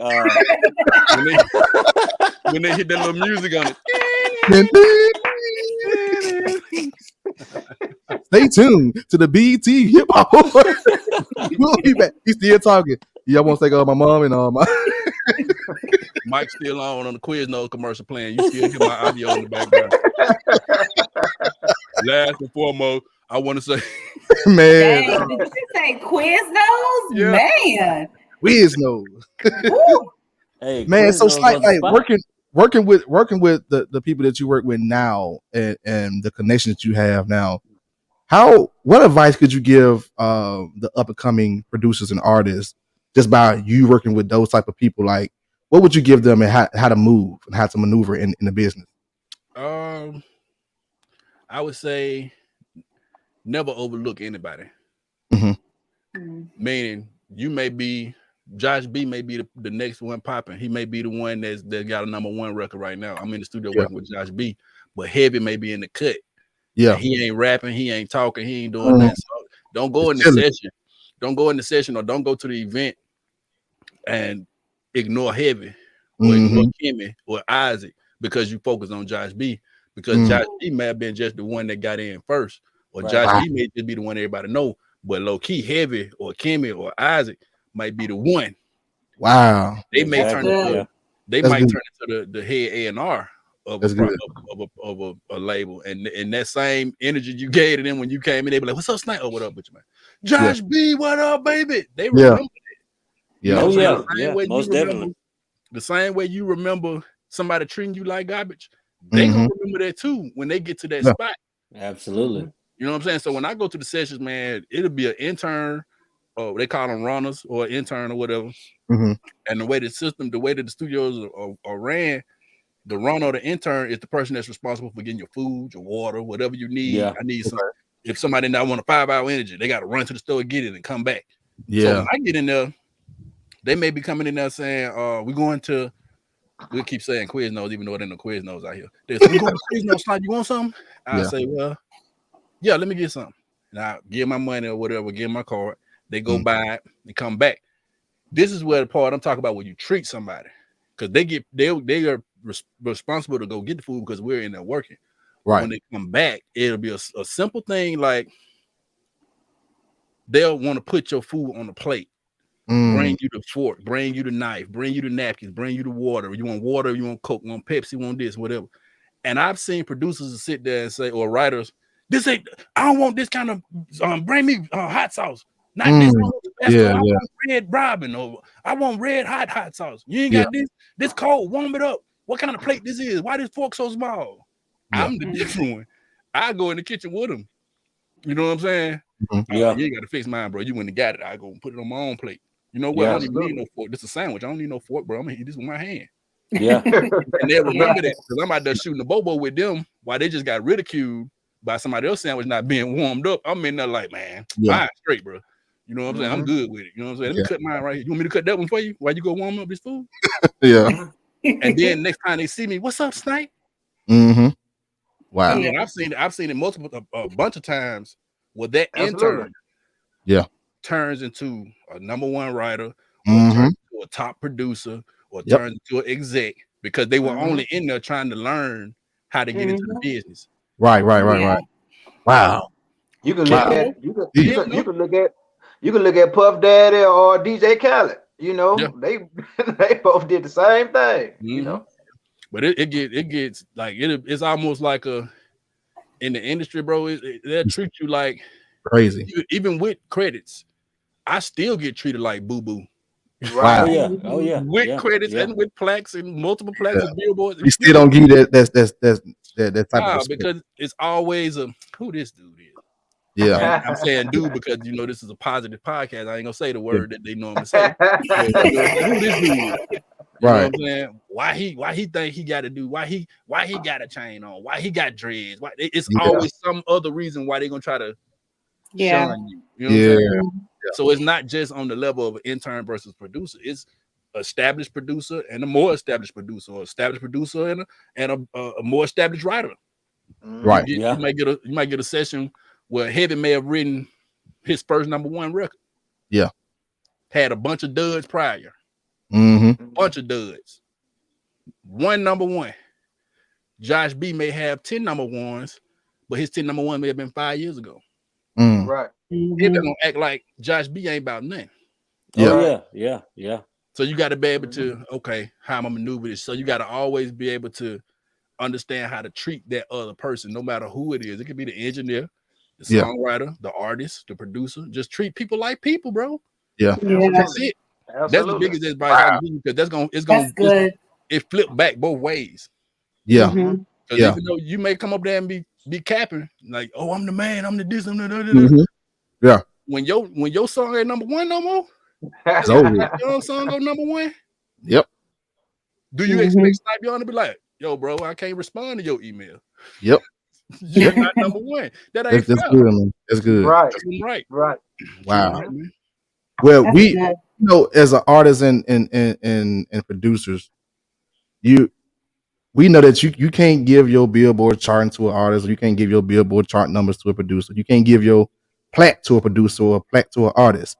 So what would one piece of sauce would you give an artist or a producer that you think that you know for a fact that would elevate them? Was there one piece of sauce? Melody is king.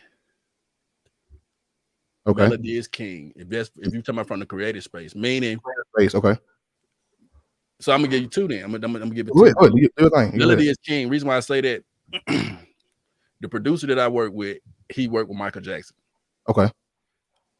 I get a lot of the information I get creatively from Michael Jackson, Dr. Dre, Babyface, Nephew.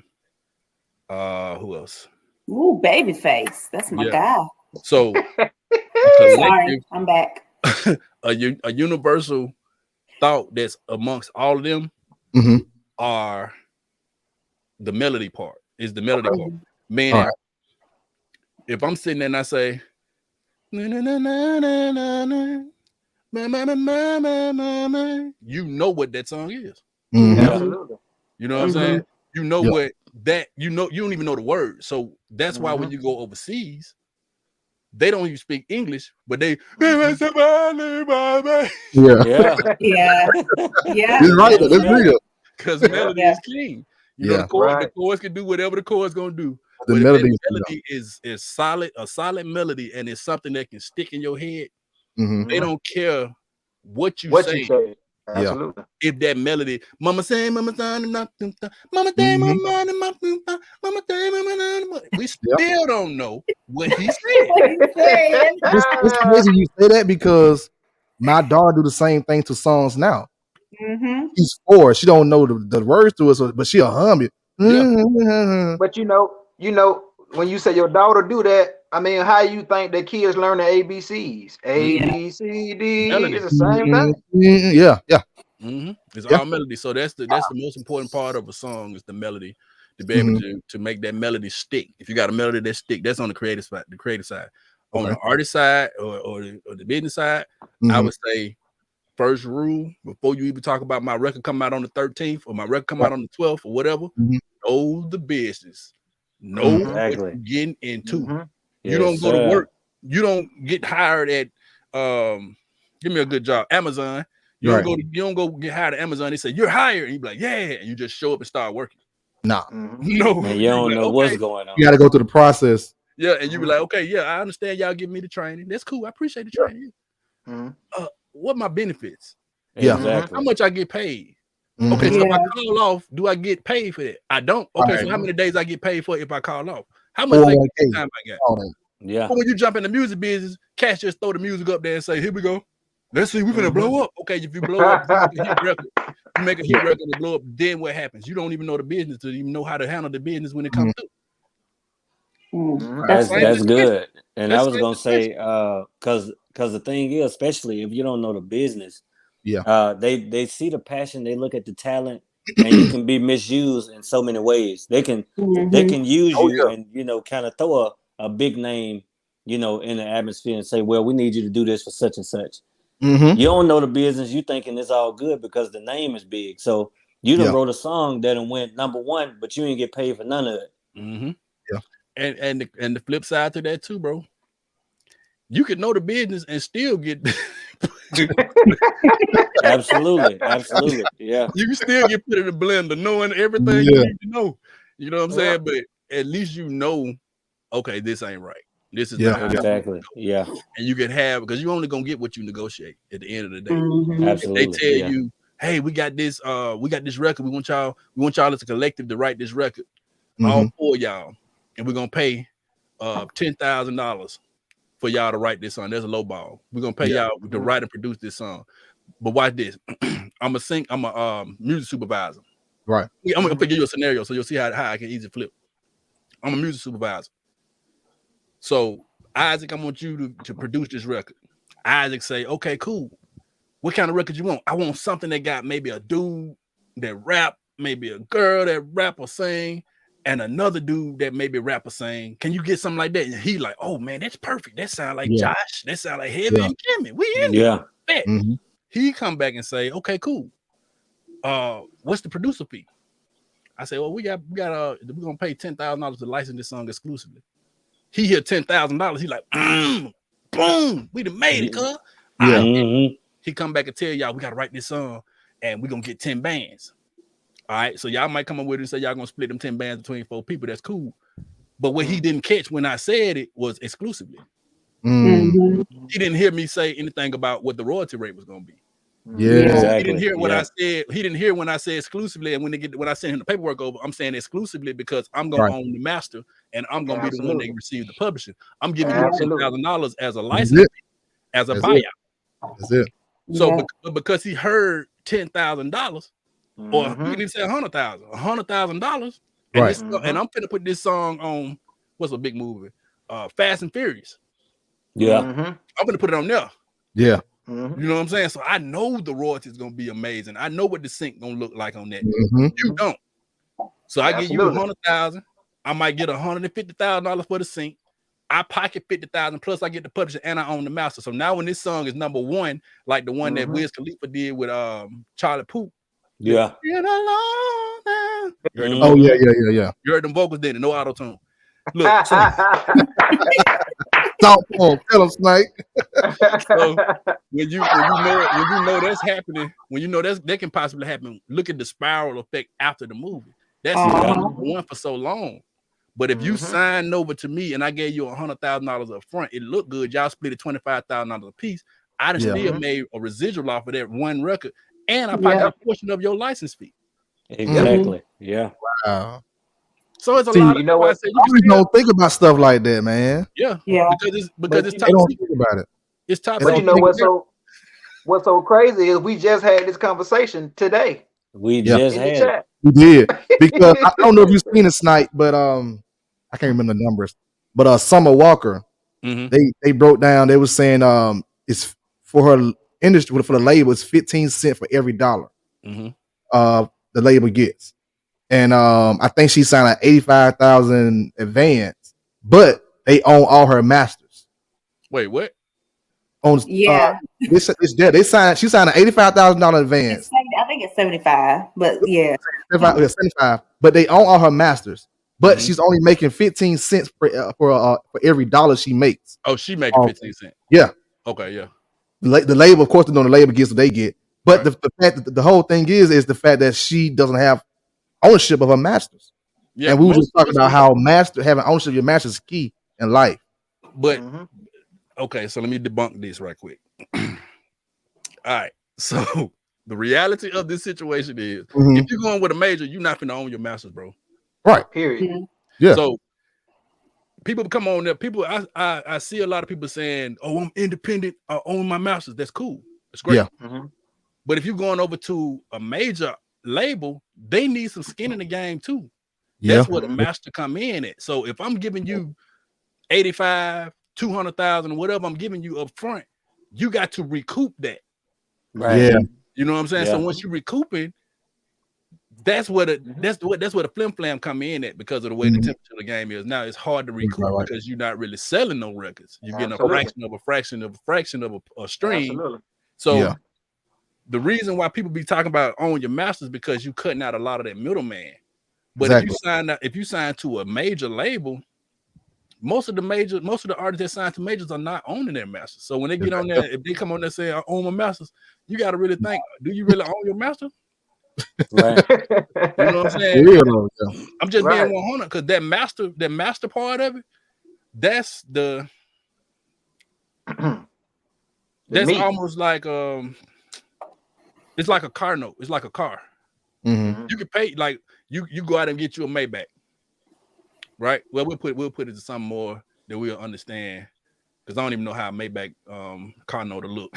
So I don't want to know right now, bro. Go back to the Central. Nissan. Go back to your Nissan. Okay, Nissan Central. All right, so I got a Nissan Central straight off the lot, right?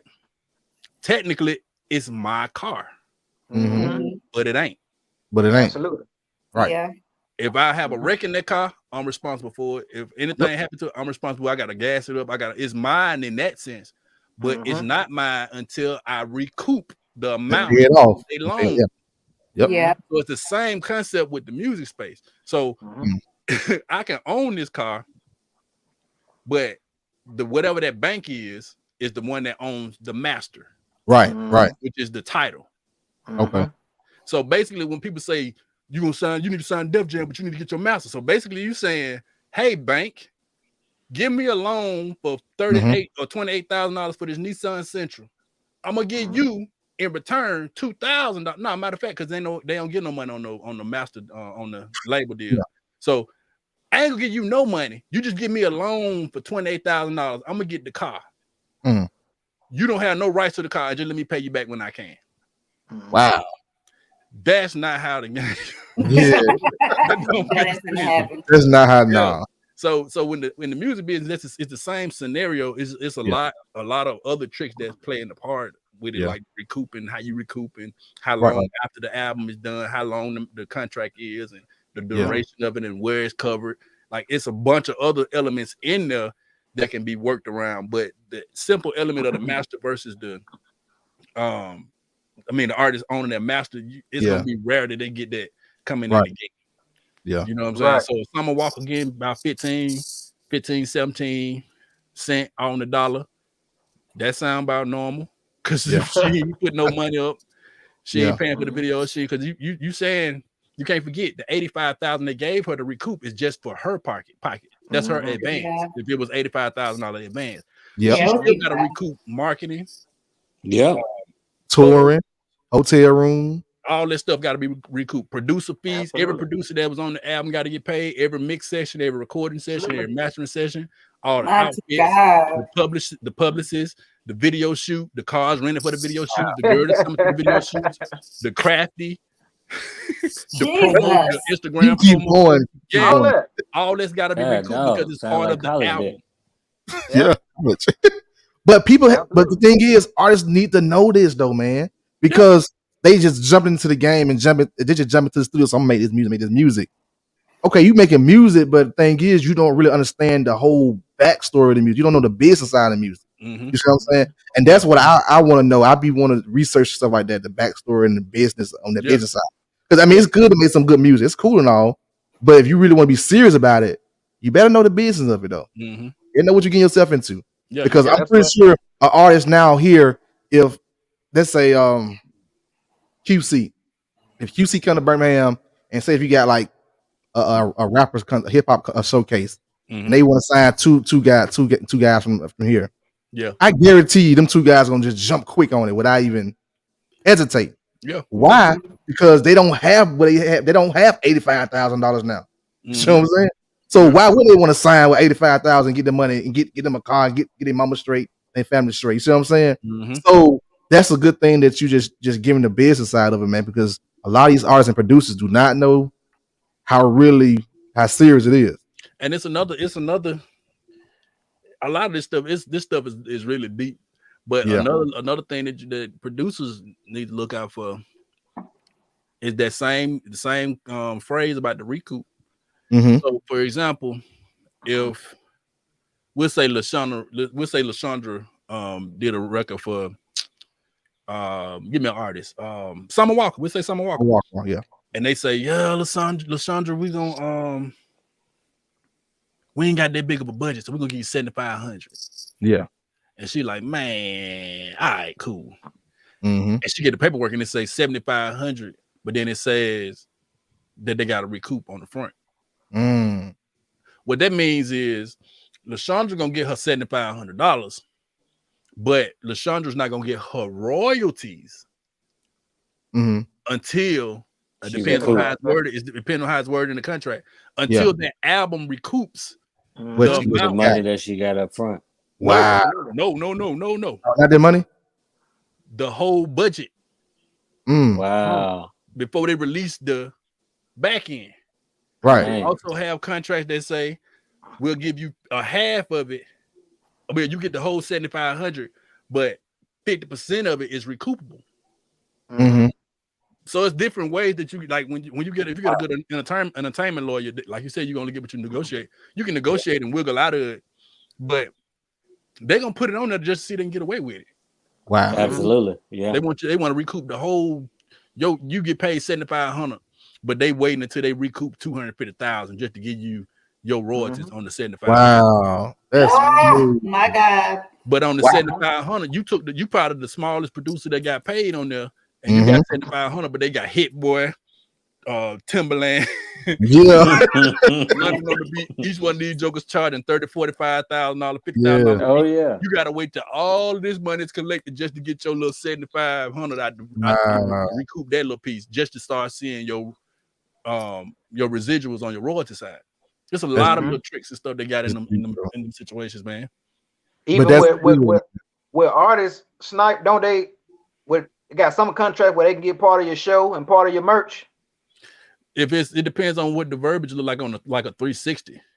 Mm-hmm. It's a 360, and most people be shunning 360 deals, but nowadays that's pretty much what all of the deals looking like, because of the way that the game is changed now. It's changed tremendously from I'm gonna put out a record and that's it. I'm just gonna be an artist. Now most of these artists want to be Fashion Nova experts, start a clothing line, make a teeth whitening company, do they want to do all these different things, and you coming in on their dime. So example, I would like to give an example.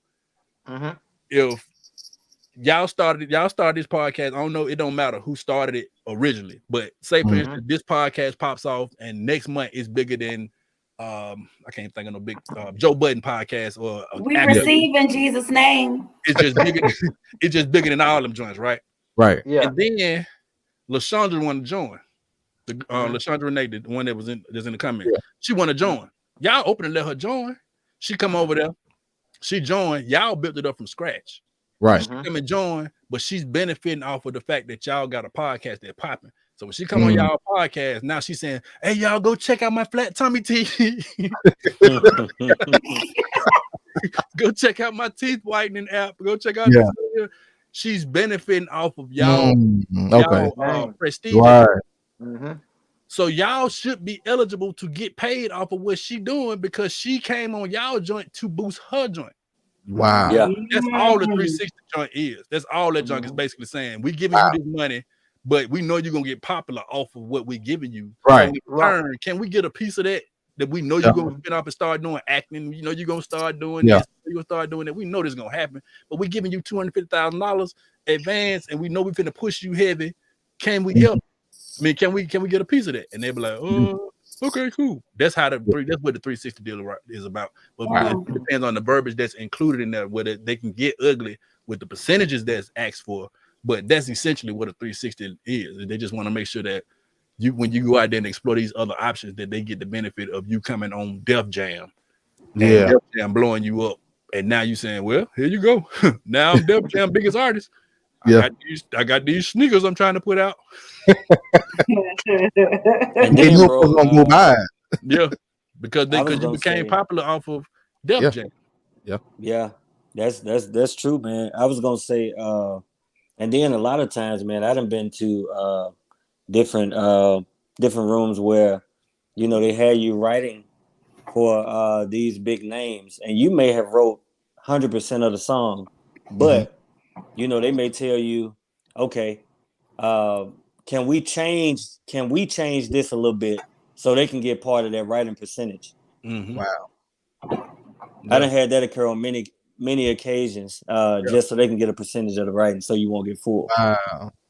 Yeah, it's all about money. It's all about money. It happens all the time. It can even be to the point where they have this thing where they call the Beyonce rule.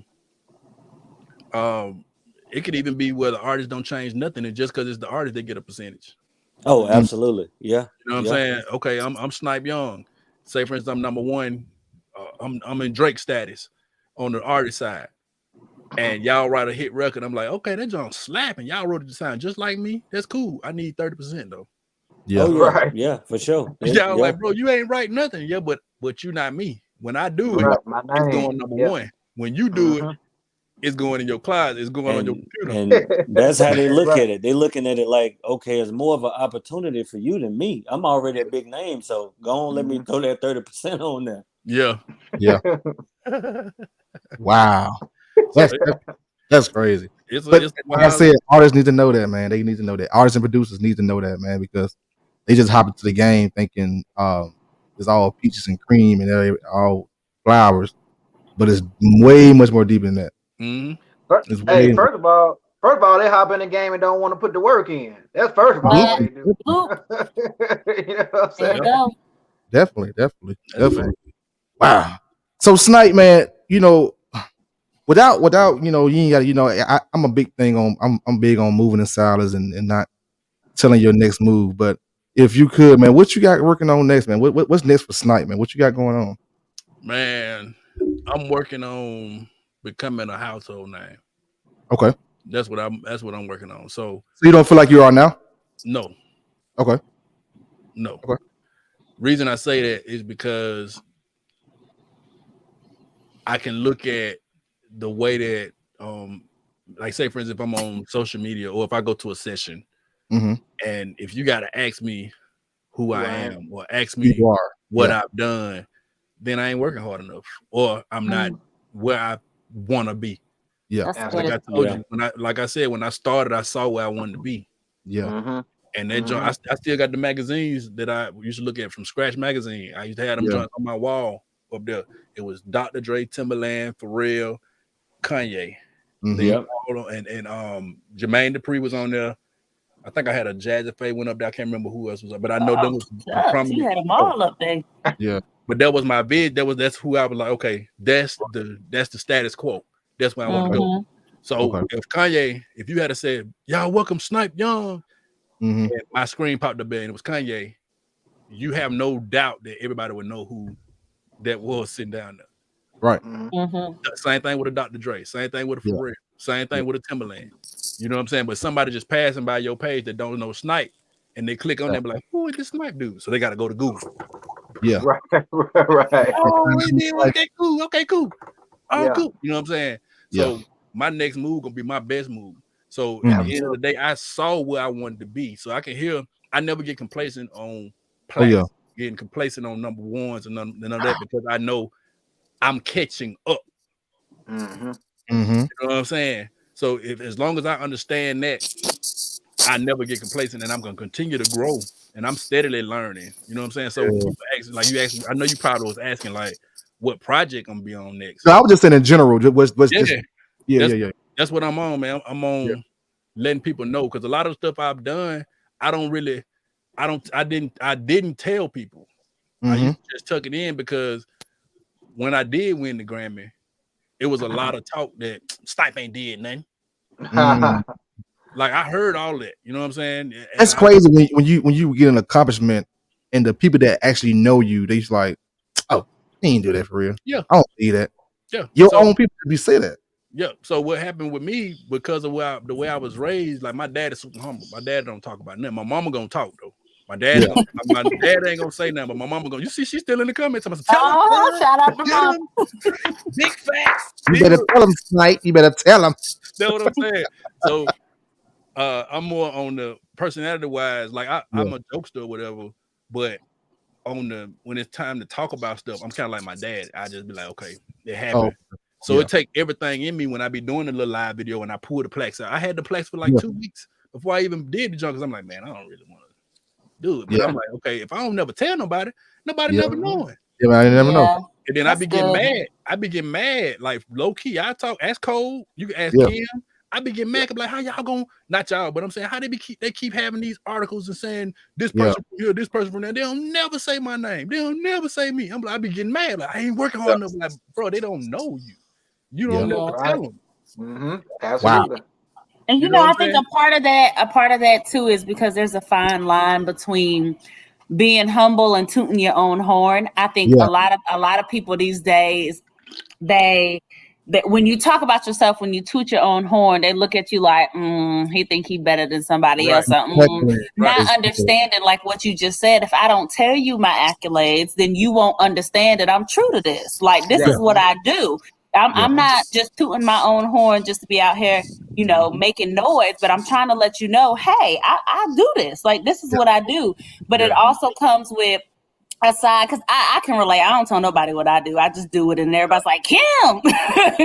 But you're humble. And so along with that, when you talk about becoming a household name, it's going to be a smooth transition for you because you're humble and you're authentic. And it's not like you money hungry. You saying, hey, this is what I do, y'all. This is who I am. This is what I am. This is what I do. And so for you, I just feel like I'm grateful to be able to hear you and hear you talk, because I hear your authenticity. I hear how humble you are.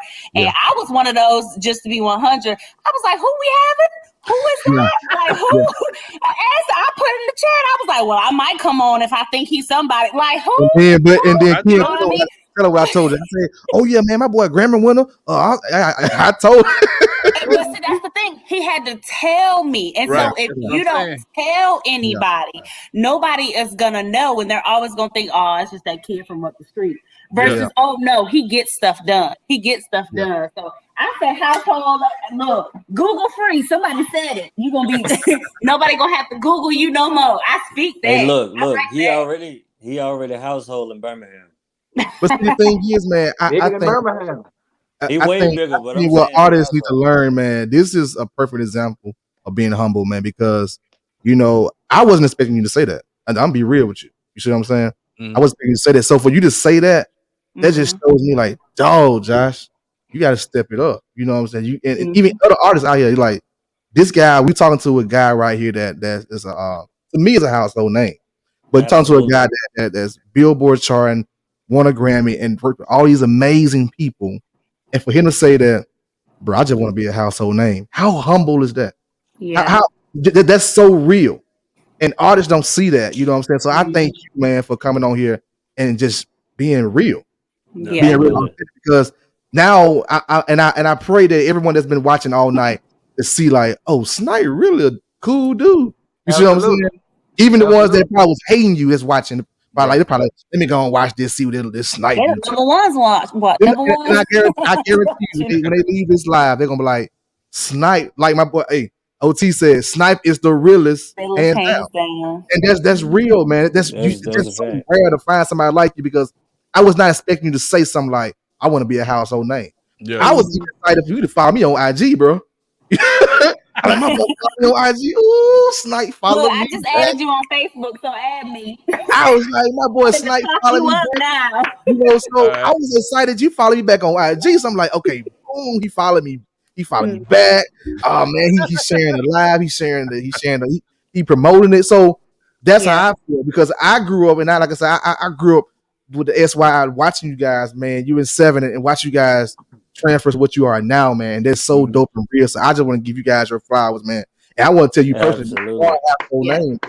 I know you want to feel like you want to do something better and greater, but to me, bro, I got that button, y'all. You like the button? And this, I'm just saying, but I just can't help myself. That's all I gotta say. And this the crazy thing. This the crazy thing.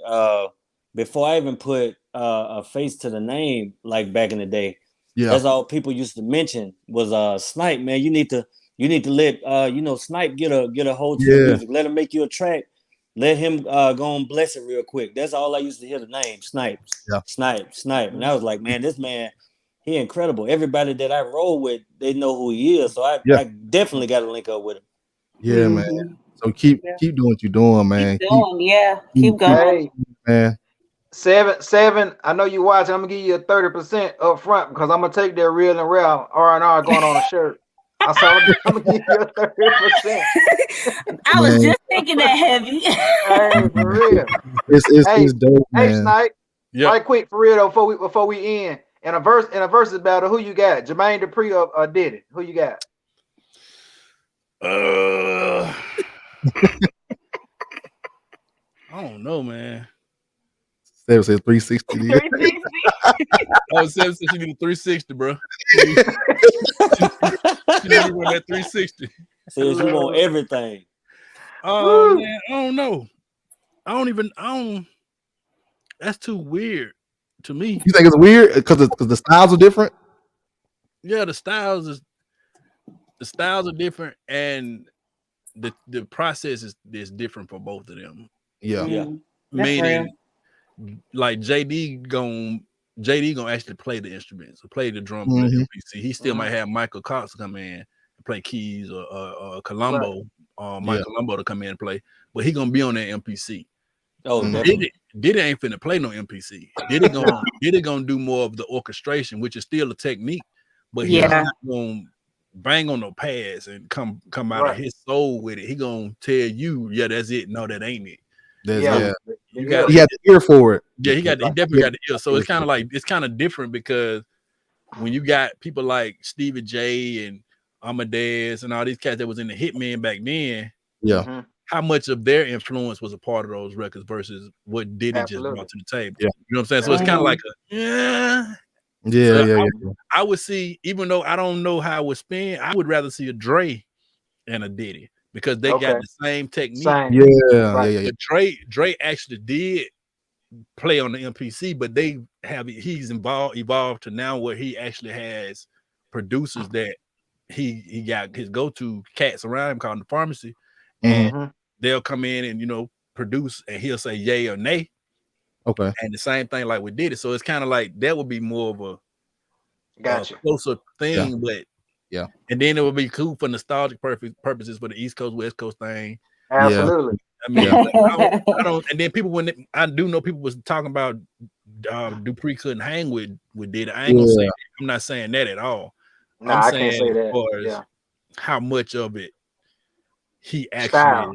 The style is two different categories. Two different categories. Yeah, I think the style is totally I don't even think they two different categories. Because if you think about it, you got 112, you got Faith, you got oh, he's doing all my people. What's the other dude? What's the other not Carl Thomas? Wasn't it Carl Thomas?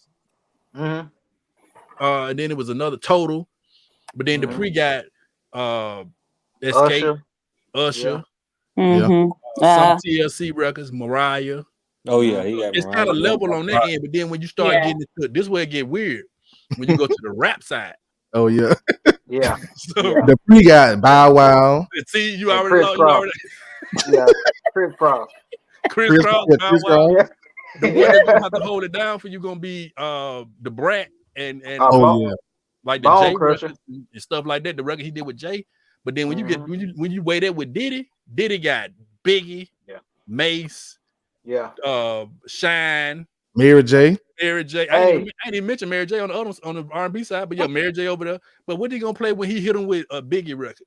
Oh yeah. Hey, a little Bow Wow. Come to the South too, because he did have Ball and G on the label, so he can come to the South with that. You know what I'm saying? Bro, keep it 100, bro. We gonna keep it 100 heavy.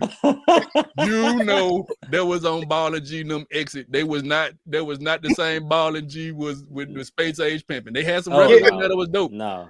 That was on the way out, Ball and G.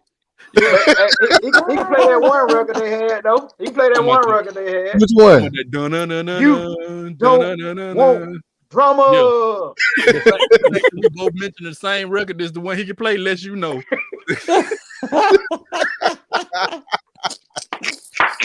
That lets you know right there.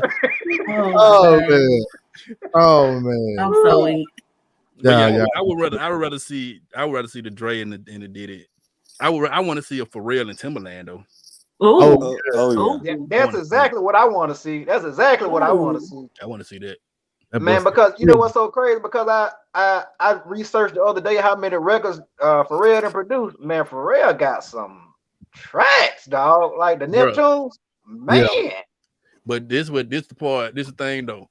I was watching this. I was watching Timberland on Twitch because Timberland is my favorite. Those two are kind of like my top two. Tim, Pharrell, Tim, the Neptunes, and Dre. They're my top three. Then you got your Kanye. I already mentioned all these people, Kanye and your Just Blaze and all that. But them two, I was on Twitch and Timberland go on Twitch all the time. And he critiques people beats. So I will go on there, and it's ironic I'm saying this. I just said what I just said. Remember I just said I still be learning. Yeah. I go on his Twitch and listen to what he say about other people's beats. Take the meat out of the bone and apply that to my records. To yourself, right? Yeah. So I go on there and I'm watching, and he just went on this tangent one day where he was just like, "Yo, man, I don't even people be saying these songs is fire. I don't even really be thinking they be fire." And they be like, "What? You a goat, Tim? Yada yada yada." And he started playing songs. Boom, boom. I let Cole Nunez on the call. I watched the video when he came out here. I played it while he was here just to let him see it. He got so tired. Cole got so tired of looking at it. It was just, he kept on playing them back to back. It's stuff you forgot about. Aaliyah, Justin Timberlake, him and Magoo, Jay-Z. It's so many records. He just kept on. He was like, this one right here, boom. And these are big records. Yeah. But people forgot. So when people be saying Pharrell did this for us, yeah, he did. But Tim got some monsters over there too. Yeah, he do. He got some monsters over there too. And I would want to see, but I would want to see a real battle, not like what him is. I didn't like that him and Swiss Beats joint. No. Oh no, I wasn't feeling that one. Nah. I want to see a real, like we could be cool. Like if they ever put me in I told my boy at Smash Bros, Ralph, he was talking about, yo, you know what I'm saying? We're doing the verses. I was like, bro, if you ever put me in a verses with any producer, I ain't with no celebration.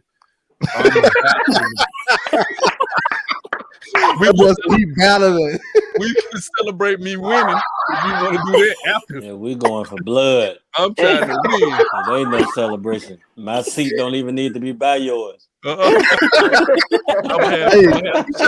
do that Gucci and Jeezy. Yeah. No, not like that. I ain't saying they gotta be no animosity. I'm just saying we gonna come in here if we doing a battle. We gonna beef in the battle. Yeah, we can still be cool. But I'm not finna be like, oh, that's a nice one, bro. Hey, whenever no, brother. Hey, be sitting over talking about something. Yeah, Snipe, you a good producer, man. I really like you, man. Man, just play that song, bro. Play that song, bro. I'm talking on the phone. As soon as you playing your record, I'm going through my. So that was all right. That was trash. Now watch how these 808s come in.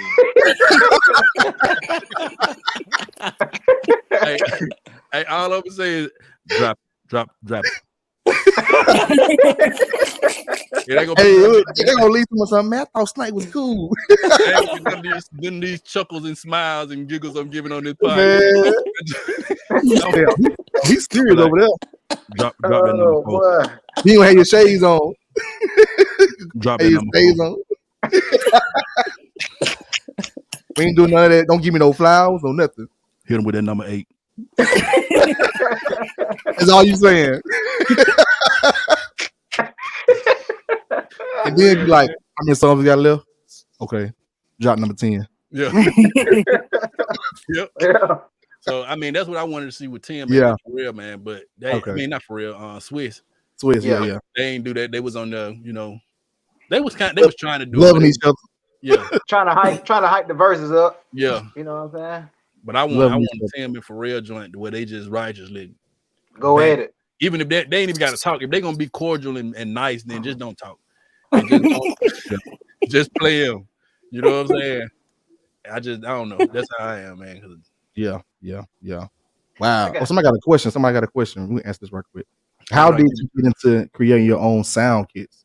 Well, when I moved to California, I started working with this guy named Theron Nephew Feimster, and he was trying to I was letting him hear records that I was doing, and he would always say, yo, who did the drums? And I'd say me, because that's what everybody always be like, Snipe drums be beasting, Snipe drums be beasting, Snipe drum this, Snipe drum that. So he was like, who did the drums? I was like, I did the drums. And he was like, who made the sounds? I was like, those are my sounds. I make my own sounds. I didn't even know it was an actual career or job per se, making your own sounds. I just thought, you want to make a beat, you want to have a hard kick drum, you need to make a kick drum that's hard. Unless you find one, even when you find one, you got to tweak it to where it's yours or where it hit what you want, how you want to hit. So he asked me about it, and I told him, I said I make my own. And then he said, well, can you make something for me? So I was like, why you want somebody to do that, bro? the point of me making them for me. If I'm for you. Now you got them, so now I got to remake the ones I give you to be back for me. So at first I was like, yeah, okay, cool. So originally I was doing them, and then he was paying me for them. So a lot of records that came out, a lot of my sounds they were on a lot of those records, like the ZZ Wards and the Dr. Dre, what was his the Compton, and Kendrick did a commercial. I did sound design on that joint for the Beats Pill. So a lot of that stuff that was with that came from me starting doing drum kits for Nephew. And so from that, I got way better than what he expected. He introduced me to this cat named Justin Myrex from Native Instruments. He Yeah. said I paid for him too. No free download. He said, so he introduced me to the guy Native, and the guy Native was like, yo, so you do sound design? I was like, yeah. Yeah. I didn't know what that was. I just make drawings, bro. Nothing about that. Right. He was like, so you do sound design? I was like, He was like, well, you know about Reactor? And I was like, yeah. And I'm just lying, like straight up. Right. Like, I don't know nothing about this, not no Reactor. And so he was like, you do Reactor? I was like, yeah. I was like, cool.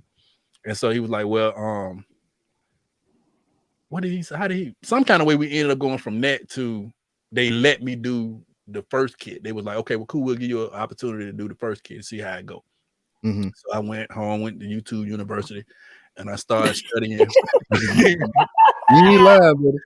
I started studying Reactor, like what Reactor, like as a producer. If you're a producer and you use native instruments, you rarely use Reactor. Rarely, like that's one of the ones you rarely click on. Hopefully, exactly. go Reactor, snap. You don't really hit that. You don't hear nobody saying that. Yeah. Man. So when he said that, I was like, so I went and studied it, and so I had to design the first kit, and I did the first kit, and that joint went number 1. Oh, in the in native instruments for sound design. I mean for expansions. So when it went number 1, they was like, "Oh, you dope." I'm like, "Oh." And so it just went from there. It just kept coming back and doing what every year. But I was just doing what I had been doing for years, like just making drum sounds and designing the sound. I didn't even know it was an actual task. Like this is a sound design engineer. I just thought I was just tweaking the sound. That's what people like. What Isaac was saying when he was talking about people said go down and let Snipe touch it. That's where the sauce man come from. Like you may send me a beat or you may come in there record with me. And your track may be just bland, but you spitting. The producer ain't there, or the producer may be in there, and I'd be like, bro, you should have. When that beat, when he said, "I came up in the city with the boom, dum, dum," I say, okay, why don't we chop the beat and say, "I came up with the city, boom," and I chop that junk on the fly down. They be like, "Oh, Snipe be killing him, Snipe be killing him." I came to California. And I was doing that on records in the studio on major artists. And so when Nephew used to call me in there, or he'll bring the artist in there, like I was talking about how the artist would look at you like, who is this joke? Yeah. He'd be like, oh, that's Snipe, that's the Sauce Man. And so that was my way that was his way to introduce me. So they'll be like, oh, okay, I guess he do something. He Sauce Man, whatever. That's what he do. That's what we can do. Whatever that means. So that's how that came about. But as far as the design side, I just thought that was just something you're supposed to do. Make that joint hit. Those in the record. You know what I'm saying? But evidently everybody wasn't doing it. Wow. You got the sauce. They be like, yeah, it sound good, but take it over there to Snipe. Let them put a little sauce on it. Sauce man. I like sauce man. Wow. man. That's dope, man. It's crazy, man, because Heavy, I really think we can honestly say that today's price. Today's price. Not today's price. Because if you think about it, man, as an artist and even artists and producers have been tuning in, man, you guys literally got a workshop for free. For real. Yeah. For free. You got the sauce for free. Now, next time we do that, now it ain't gonna be for free now. I know Snipe gonna be like, all right, Josh B. We got 2 hours. I was just gonna say, this man took 2 hours out of his day. Yeah. And it's the middle. What time is it there? 7 o'clock? 8 o'clock? It's 7 o'clock now, yeah. Yeah, it was middle of the day when we started. Look, what they don't know is everybody that's viewing right now, they signed a digital 360. So anything that y'all tell outside of this live, y'all gotta pay us. Fact. That's fact. I promise you, he is not lying, Isaac. And don't be like, PMG, you want our little cash app, our PayPal, we'll give it to you. Give my PayPal and all that. Give it out because y'all gotta pay up. But my boy Heavy said yesterday's price is not today's price. For real. My boy Snipe came on here and did his thing, man. Yeah, and we got it documented so we know where it came from. You know look, all the comments in here, it's gonna be on Pandora, it's gonna be on Apple Music, it's gonna be anywhere. So we gonna know. We gonna know. Yeah. But we just want, man. I thank you, bro. Like honestly, bro, you don't know. We thank you, man. You don't know Thank how much you. an honor it is, bro, for you to come on here, take the time out your busy day, man, for you to even accept the offer, man. Like, because I told you when we talked, I said, I want you to come on here and just, just be real and help out artists and producers and kind of get them an idea of what's going on. And you just took it to a whole nother level. And I Yeah. really, really appreciate that, man. You really did. You really did. Look what Mama said. Mama said it sounded like my son got a hot dog for a small bag chip. Like back in the day. Shout out, Mama, man. Hey, Mama the Hey, truth, boy. I I'm love telling you. Mama, boy. For real. Hey, she said, look, Mama said, pass the offering tray. You got that right? Everybody put something in there. He got that ballpark hot dog. Man. But you don't get stuff like this, man, everywhere, man. Yeah. You really don't. You really don't, because I'm telling you, like, you be surprised, and I know Snipe will tell you, those major producers and artists, and they be probably trying to charge you for that sauce and try to charge you for that knowledge. But when you got somebody from the home team who's been through it, know the business side of it, know the technical things of it, and come back and tell you all this stuff, man, you gotta just accept it and run with it.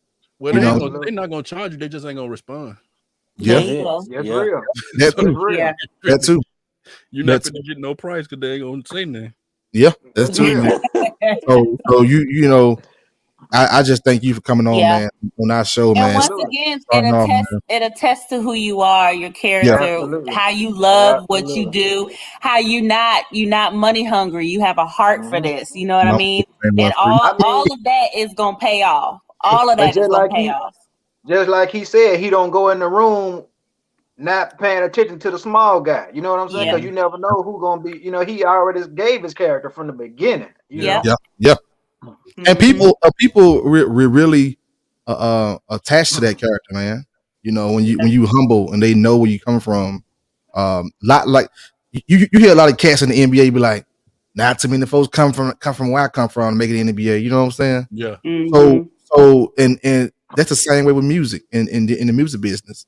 You don't get a lot of cats coming from those small towns like a Birmingham. You don't and can go somewhere and branch out and come back home and feed those knowledge and that sauce to the ones that's coming up. You know what I'm saying? I learned a lot from you just from this podcast, bro. This one show, man.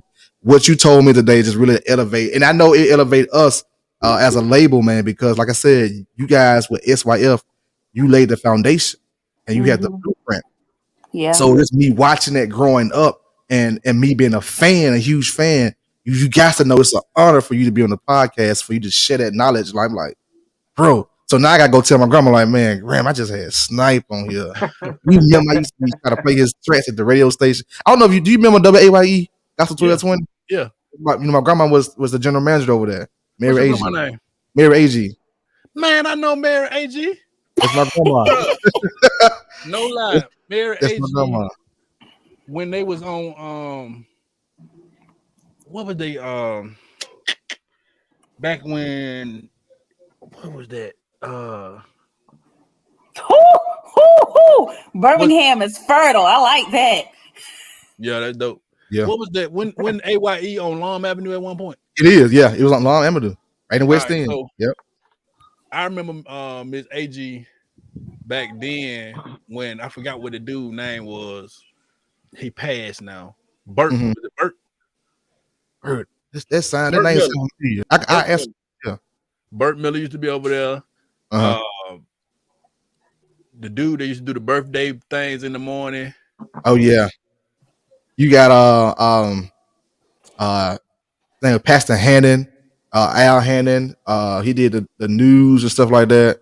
You got Stephanie Andrews.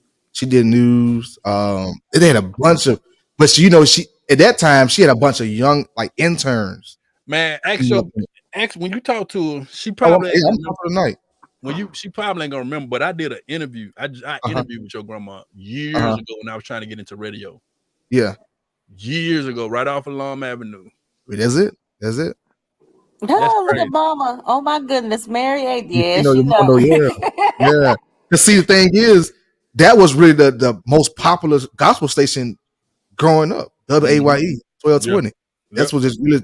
And see, at that time, it's funny because it was more that traditional gospel music, and then when she started putting me behind the boards, I brought in that rap. I brought that rap in because I was telling her about the SYF. I was telling her about the Truth and Flame and all this Tall T. I was telling her about like, I like, Grim, you need to go and bring these guys on the radio station. So I kind of hipped it up a little bit. So yeah, I mean, it was amazing just being behind that scene, man. But yeah, this is definitely a small world, man. Yeah, this is a small world. Hey, Red said how to interview with I ain't get the job.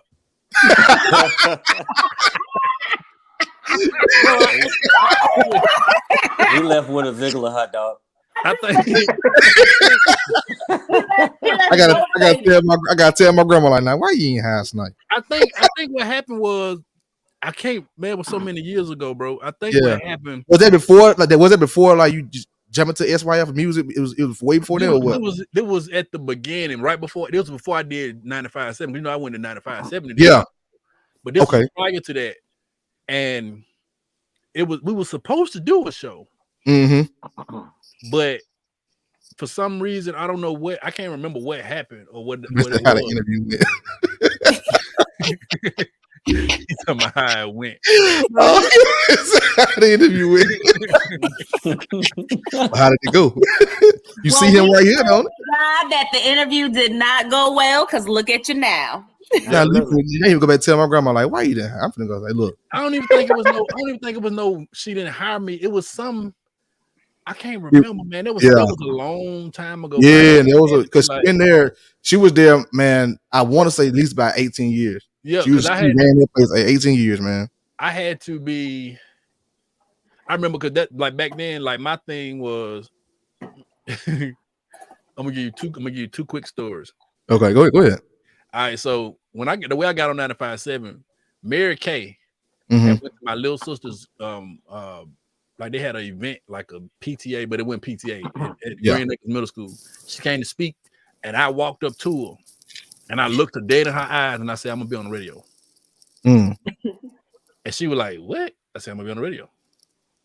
And she was like, "What do you mean you're gonna be on the radio?" I'm gonna to work there. You're gonna play my music. And she was looking and she was like, "I like you," and she gave me a card. So I went up there to interview with her as well. This was around the same time with your grandma thing. Yeah. So I went to interview with her, and she liked me, but I was a kid. You know what I'm saying? So it was like they didn't really know. So you know the dude Rob Friendly. Yeah.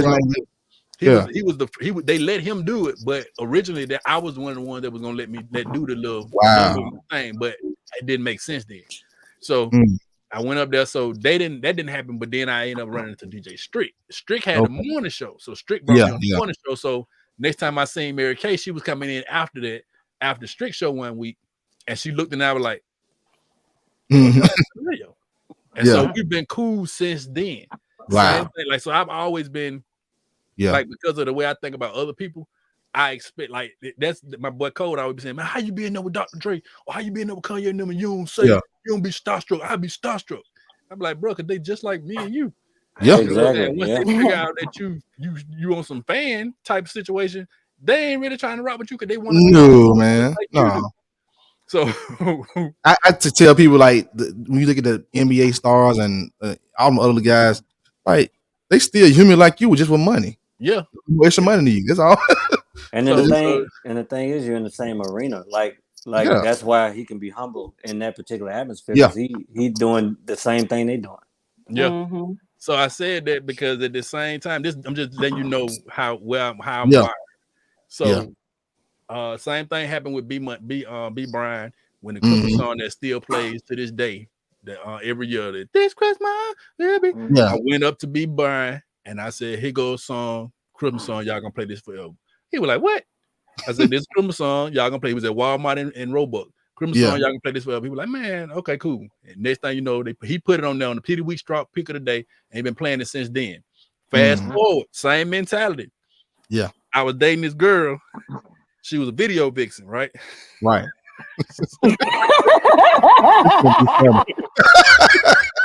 Talk to me. So, you know, y'all should know how I be setting the stories up by now. Yeah, we see. You a storyteller. Right? The first two were just the setup for this one. Yeah, the big one. the girl I was dating was a video vixen, so she was doing videos for all the major acts and stuff. Back then, videos was popping back then. Like, they was getting the models to come to the videos. Or whatever. So we go over there. She had to do a video for T.I. It was for Big Things Popping. Oh, yeah, it was that kind of video, eh? She went on Mary Kay. She went on Mary video.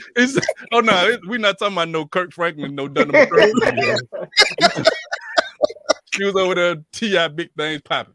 So man, she was like, I gotta go over there. I'm like, I'm gonna drive you over there because I'm already knowing in my mind, if I get over there, I'm getting in. That's what my goal was. We get there. So I didn't know that at this particular time, Michael Jackson was in the same facility that this music video was. Wow. So we done drove all the way to Atlanta to shoot so she could be in the video. But they got security so strict to where she had to give them like a they had a little scan thing back then. It was an email, but it had a password type thing, and it had one person admit one. So the dude is like, okay, cool, she can get in, but well, what you finna do? So I was like, but I drove her. And he was like, you don't drop off and you come back out. I was like, I bet. So I said, okay, cool. I drove her. We pull up there to the little warehouse. She get out and go in, and they get her a wristband. So I'm out there watching. I'm like, okay, they get a wristband, I bet. So I go back to the gate. So I was like, when I come back, how am I get in to get her? He was like, bro, I ain't even think about that. He was like, I'm gonna give you this purple band, but then when I give you this purple band, you can't go back in there. So when you come back, the purple band just let you get past this to go pick up. I was like, I bet. He give me the purple band, boop, put it on my wrist. I go on leave. I go park. I wait till he go on break. I go back. No lie. I go back. When he went on break, I wait till the next dude come in. The next dude come in, they one of them little boxes, like the little security box things, right? Next dude come in there. I pull in the gate. And he let the window down to try to see, like, give me your credentials. I just stuck my arm up like that. And he hit the button. So I go to the video. I go to the same door. I get out the car. And mind you, I'm not just regular outfit. I'm already prepared. I got the diamond chain on, fitted to the back, clean white tee. He saw what he was going to do. I'm fresh. I walk in. They look at my wristband and be like, okay, you need to go to Crafty. So I was like, okay, because they saw the purple band. So that purple band is supposed to be like, you a part of the video. I get to the crafting room. They give me the 1099 and say, okay, you got to fill this out so you can get paid. So I was like, okay. So no filling it out. The girl that I'm dating, she walk in the room and she see me filling out the paper. She was like, you get on. What you doing here? So I'm looking like, oh no, you. Bro, I took it all the way. I filled out the paperwork. They were like, so stand back there, hold your contract up so we can take your picture. So I was like, I'll back there like this. They got a picture with me with my name and the contract and everything. They sent us to the other room. So they get all the way, bro. Time to shoot the video. They was like, all right, all y'all come over here. They get us in the room to shoot the scene where, if you watch the video, T.I. walking down the hallway and he getting off the tour bus. Right. He was in the hallway. So they were like, all right, we want y'all to come through. And when T.I. come through, y'all just be like fans and y'all just jump behind T.I. So I'm like, bro, I'm just like T.I. I'm walking with this joker. When he come by, I'm walking with him. So we standing there, so I'm posted on the wall, acting like I ain't doing that. And they were like, big thing popping. The camera come out there. I walk out in front of him just like this. Hang on. Dude was like, cut. So he was like, you can't have on no jewelry. All the people got on jewelry is T.I. And that's the only chain T.I. got on is for Fion. That's when his homeboy had got killed. The Fion dude. So he was like, you got to tuck your chain in. So I was like, I bet. Tuck my chain in. I go back on there. Let's try it again. Come back down there. Big thing popping. I walk out there again. Cut. I was like, man, who is this nigga, man? Bro, I was all in the behind the scenes from the BET. Back then when they do the BET behind the video, I'm all in the video. They talking to the models. I'm in the background looking at the camera. but on the flip side to that, bro, that's why you are where you are. Your tenacity, bro. Like, Yeah. your thinking is next level. You know what I'm saying? Oh, stalkerish. One more, and then we can go because I hold your pocket. One No, more. you good, man. One more. I'll give you one more, bro. Now this one is funny for real. It's the juggler. This the last one. I promise. All right. Back in the day, they used to have this thing called TJ's DJs, right? Mm-hmm. In Tampa, Florida. TJ Chapman. Yeah, TJ Chapman. All right. So this around the Ozone Awards time. Mm-hmm. We go to Tampa. I had a crew with me. So we go up in there. So you had to pay for your badges or whatever. So we paid for the cheapest badges you can get. Yeah, yeah. But for some reason, when we got there, the dude was like, man, our system messed up. We can't find nobody badges. So I'm like, what? And he was like, yeah, we can't find nobody badges. I was like, oh man, that's messed up. He was like, so we don't know who media, we don't know who staff, we don't know who general admission. I know this going. I know this going. I was like, oh no, you don't do it. Okay. So we get you don't do it. We get up there to the little counter, and the lady was like, we're looking for your name. She's like, what is on? I was like, SNIPE Young is on the Sound Squad Pro. She looked, I don't see no Sound Squad Pro. I was like, bro, it's on the Sound Squad Pro. She looked, she was like, I don't see. I said, look on the SNIPE Young then. So she looking, I don't see no SNIPE Young. I started naming the people that were supposed to be on there with me. She couldn't find it. So I was like, bro, so what you want me to do? I paid my money. Here go my receipt. I showed her the receipt. She was like, I see that. She was like, I don't see. She was like, you know what? I'm tired of this. I'm just gonna give y'all, okay, here go 3 media badges. Here go 3 general admission badges. She just started giving the badges out. So I got like 10 passes in my hand. Oh. I'm like, if I got the media pass, I can get back there with the artist. So this was before Rick Ross popped off Jeezy. This was like right at the cusp of them. Yeah. Flies that just came out. Not Trina, what's the other girl? Kaya had just popped off. Oh, that's my girl. Jackie O and all this stuff was happening at that point. So I go through there, I get the badges, and I said, okay, I'm gonna keep a media one for me. I'm gonna get my other homeboy a media one, and we're gonna get the rest of the general admission to the girls that came with us because they ain't really trying to do that. So the dude that I was with named Kenny Luke, he had cameras. He was actually media. He had cameras and video cameras back then. So I was like, bro, when we go to your joint, I'm just gonna carry your camera. Yeah. And I got the media badge. I'm in there. I can go back there and tell them to get some beats. You know what I'm saying? When I get back there, I'm like, hey, yo, I'm gonna send you some beats. Here go my beat CD. Yeah. So I get there, and it was working all conference. The Ozone Awards was that night. I'm on the red carpet. Red carpet. On the red carpet, man. I'm on the red carpet as a fake interviewer. I'm talking to Rick Ross. Hey, yo, Rick, so what do you think about it? And mind you, I don't have on the media gear. I got on Dope Boy Fresh gear. I got on a full white Sean John with crimson sleeves. And they believed you? Yeah, because I had the badge. The badge, yeah. Right. So I came prepared to go to the thing, but still be fresh to go to the thing and stand out. But it changed. I became media. So I'm out there, I'm interviewing Rick Ross and Trina coming through there. I'm pulling them to the side. Come over here, I'm red carpet. Yeah. So how do you think today's gonna go? You think you're gonna pull that win? Yeah, I think I'm gonna win Artist of the Year. Okay, who you think you're gonna win? I'm doing all this. The last person to come through was Bun B. I asked Bun B. I talked to Bun B. So I'm like, man, they John dope. So all my friends that's there with me, they on the outside of the gate just laughing like, this joker crazy. Like I'm really doing this for real. I'm getting the footage and everything, the audio, everything. So everybody go in. Now this one to get funny. We get ready to go in. I'm walking back there. So they had to go through general admission. I had to go through the media. So I'm like, oh yeah, I'm going through the media. I'm going backstage. I'm gonna holler at y'all when we get finished. Now remind you, this is super smartphone.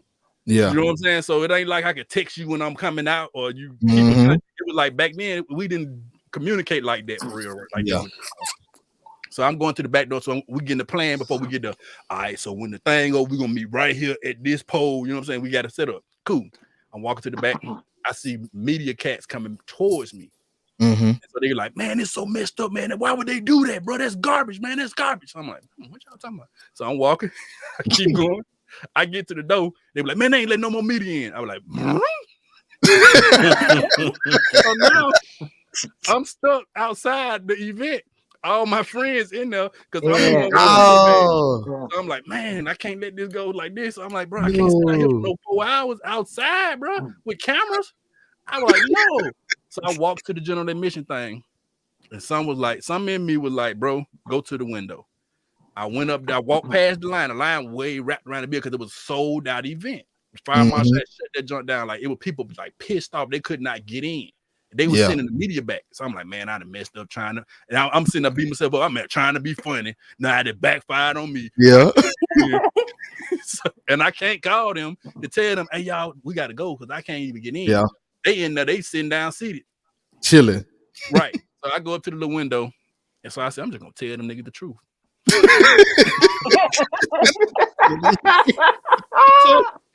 get to the window and people in the front of the line like, yo, bro, they said they sold out. So I'm like, man, I know. So I got a full white Sean John suit on with a Sean John, Philadelphia Philly burgundy fitted hat to the back, chain on, wrist on, some black Jordan 10. I'm fresh, short set, I'm to my whole 9. I'm clean, white.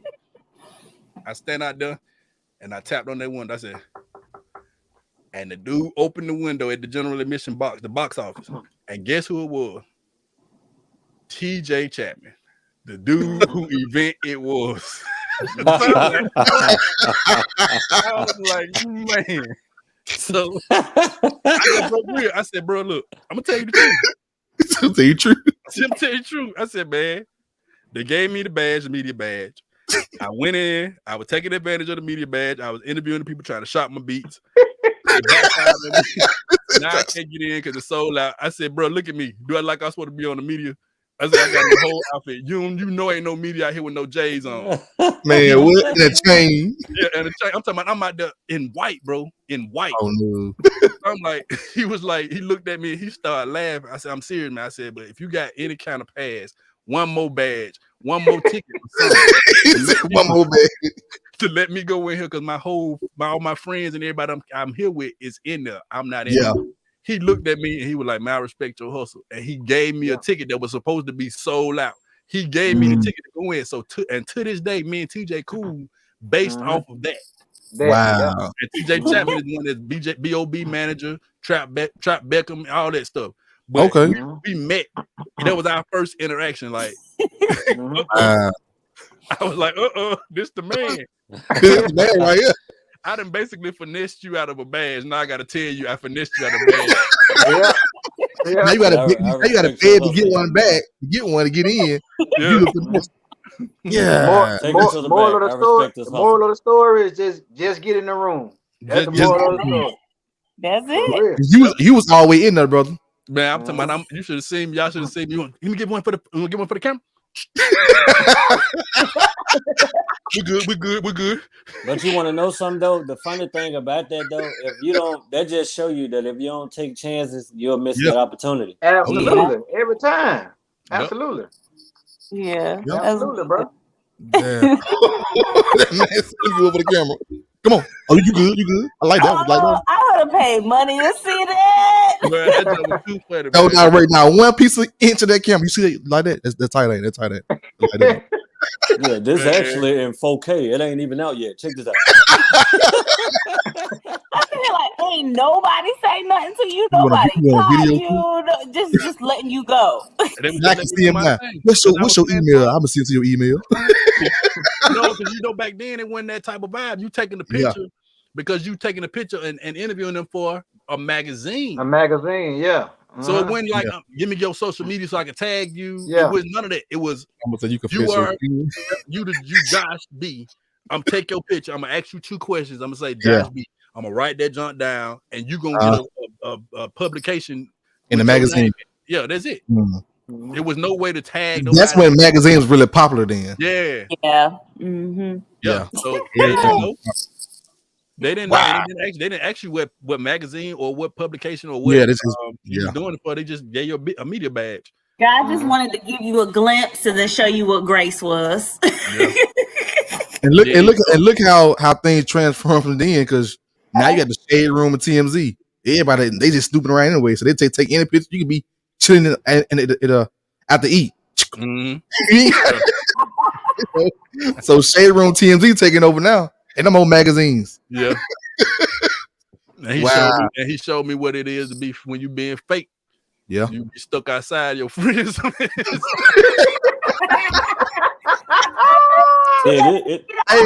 would have been hurt. He ain't got in yet. I would have been hurt. He gave you grace because he said, even in your wrongdoing, you were persistent. You thought you were right. But to be honest, man, I don't think I would have even told the truth with him. I'd be so embarrassed, like, man. Man, bro, if you had a scene, I don't think you understand what I'm telling you, Doc. I had on all white outside. You already know you know them kind of outfits. That ain't no okay. I got to sit outside for 4 hours. Yeah, you already walk around trying to not touch nothing anyway. Because you don't want to get dirty. You stuck outside with a bag full of cameras. Yeah, hard drives with this white on. So now you got to sit out here for 2 hours, 3 hours, and not get dirty and hold on to these cameras. I'm like, bro, I can't be out here this long. There was so many people out there. They said this man too shy to be holding them Sonys. He got on all white too. Yeah, he too shy. When God wants you to be somewhere, ain't nothing you can even do to stop it from happening. Yeah. That's crazy. I appreciate that story, bro. I might have to do that one day. I don't think it might not work nowadays. But yeah, but that work now. Hey, we live in a new generation, Josh. We'll be bailing you out of jail. Yeah. It's a whole different thing. Hey, this new system they got now is so strict now, so you won't get caught.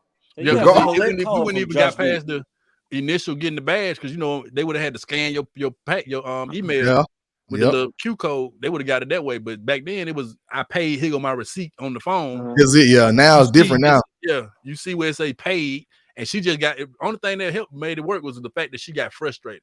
She got frustrated. The line was so long, and I went never saying, "Okay, then you don't see my name." All right, I was like, "No, you got my name there." Absolutely. So she was like, you know what? Forget it. Here. Get on. I'm like, okay, cool. Appreciate it. Get on my face. Y'all go in. Oh man, I appreciate that, man. Man, this has been an awesome podcast, man. This has been an awesome show, man. I really appreciate you for coming on, man, and just sharing your life story up into you first started up until now, man. This is truly an honor, man. I know everybody else feel the same that way, man. We definitely appreciate you, bro. No problem, definitely appreciate you. And it's dope. It's dope. It's dope. I told them guys I'm gonna start the first show off with a bang, and I meant it. I was gonna start off with a bang. Yeah. Now, Isaac, tell these cats and these newbies if they want to come on the show, what they got to do, man. Man, listen, man, it's a very difficult task, man. If you want to get on this show, man, first you got to sign a 360. No, I'm just playing. All you got to do is hit us up, man. That's it. All you got to do is hit us up. It's just that simple. All you gotta do is hit us up, man. You want to be a part of the show. Now, you hitting us up, that don't necessarily mean you're gonna be on the show. It sure don't. Let them know. Because you know you got somebody like Kim. Let them know. You know, like, who is that? I don't know that. Questions, man. So when y'all come to me in my inbox and I say, let me go on show, y'all. Let me go on show. I gotta run it by the team. I got to. The only reason I didn't run this one with Snipe by the team because I want to surprise them. That's the only reason. He almost got cussed out, y'all. And I was gonna do it regardless, though. But see, that's the only reason why I ain't say, "Hey, I got Snipe coming on," because I want to surprise them. But anybody else, y'all gotta know that it's a process. I gotta run it by the team. It's not a one band man show. This is the Power Wow. This is Power Music Group. We are a family and we are one. So yeah, if you want to come on the show, man, just let us know, man. We will bring you on the show. And the first thing you gotta do to get on the show is be real. Mm-hmm. Be real. That's all we ask. That's the only thing. Yeah. Hey, Turk stuck outside. Tell him what he need to do to get in. My boy Turk, man. My boy Turk said, "Hey, I gotta watch, man." Oh my boy. Hey, look, Turk should have wore all white. He should have wore all white. Oh man, I really this show is not a show without Turk, man. God, Absolutely. it really ain't no show without Turk, man. His facial expressions, hey, yeah, all that stuff. Hey Turk, did you enjoy the show? On God, we did our thing. What's it? On God, y'all did y'all thing. Listen, man, if you guys want to be a part of the team, man, you want to just know our whereabouts and what we got going on, all you got to do is go to our website. That is the pmgexperience.com. Check us out. You will see our bookings. You will see our events, what we got going on. You would know our moves, not all of our moves, but you would know some of my moves. You would know when, my girl Kimmy, she gonna drop an album next, right? Got an album coming? It's coming next year. It's coming? Okay, got an album coming by Kimmy. I think my boy Heavy's gonna drop a whole other album next too. Hey, look what Turk said. What Turk talking about? Oh God. Hey, Mama said, okay, check your email. I'm ready to get on the show. Come on, Mama. Come on. So come on. Mama definitely can get on here. For real. Yeah, we'll bypass those protocols with you. So yeah, man, just check us out on our website, the pmgexperience.com. Subscribe to our email list so you can get all our information about what we got going on, what's coming up next. And you can go on there, you can book us that way. Now, I have a lot of people be coming to me saying, man, I want to be down with PMG. How can I be down with PMG? And I tell them it's not that easy. First thing first, you got to be real. Next, you have to be part of the family. So this guy, man, I said, bro, you want to be part of PMG? He said, yeah, I want to be part of PMG. I said, okay, send me a video. Send me a video of you, or what you got going on, music, what you got going on. He said, all right, I got you. So this is what he sent me, y'all. Y'all ready to see what he sent me? Why money ain't free. I saw so many people do this. I decided I might as well do one too. Hey, I don't wanna work for nobody. I'd rather keep doing me. Why money ain't free? Why can't you just give it to me? Why can't you just give it to me? I don't wanna work for nobody. I'd rather keep doing me. Yeah. Wake up in the morning with a frown on my face, cause I know it's another day that I got a fake smile for people I don't wanna see, working at a job that I don't wanna be, breaking my back to the bone with nothing to show. But I got dreams and I got goals, but as soon as I clock in, I'm ready to go. So there's one thing I gotta know. Why can't you just give it to me?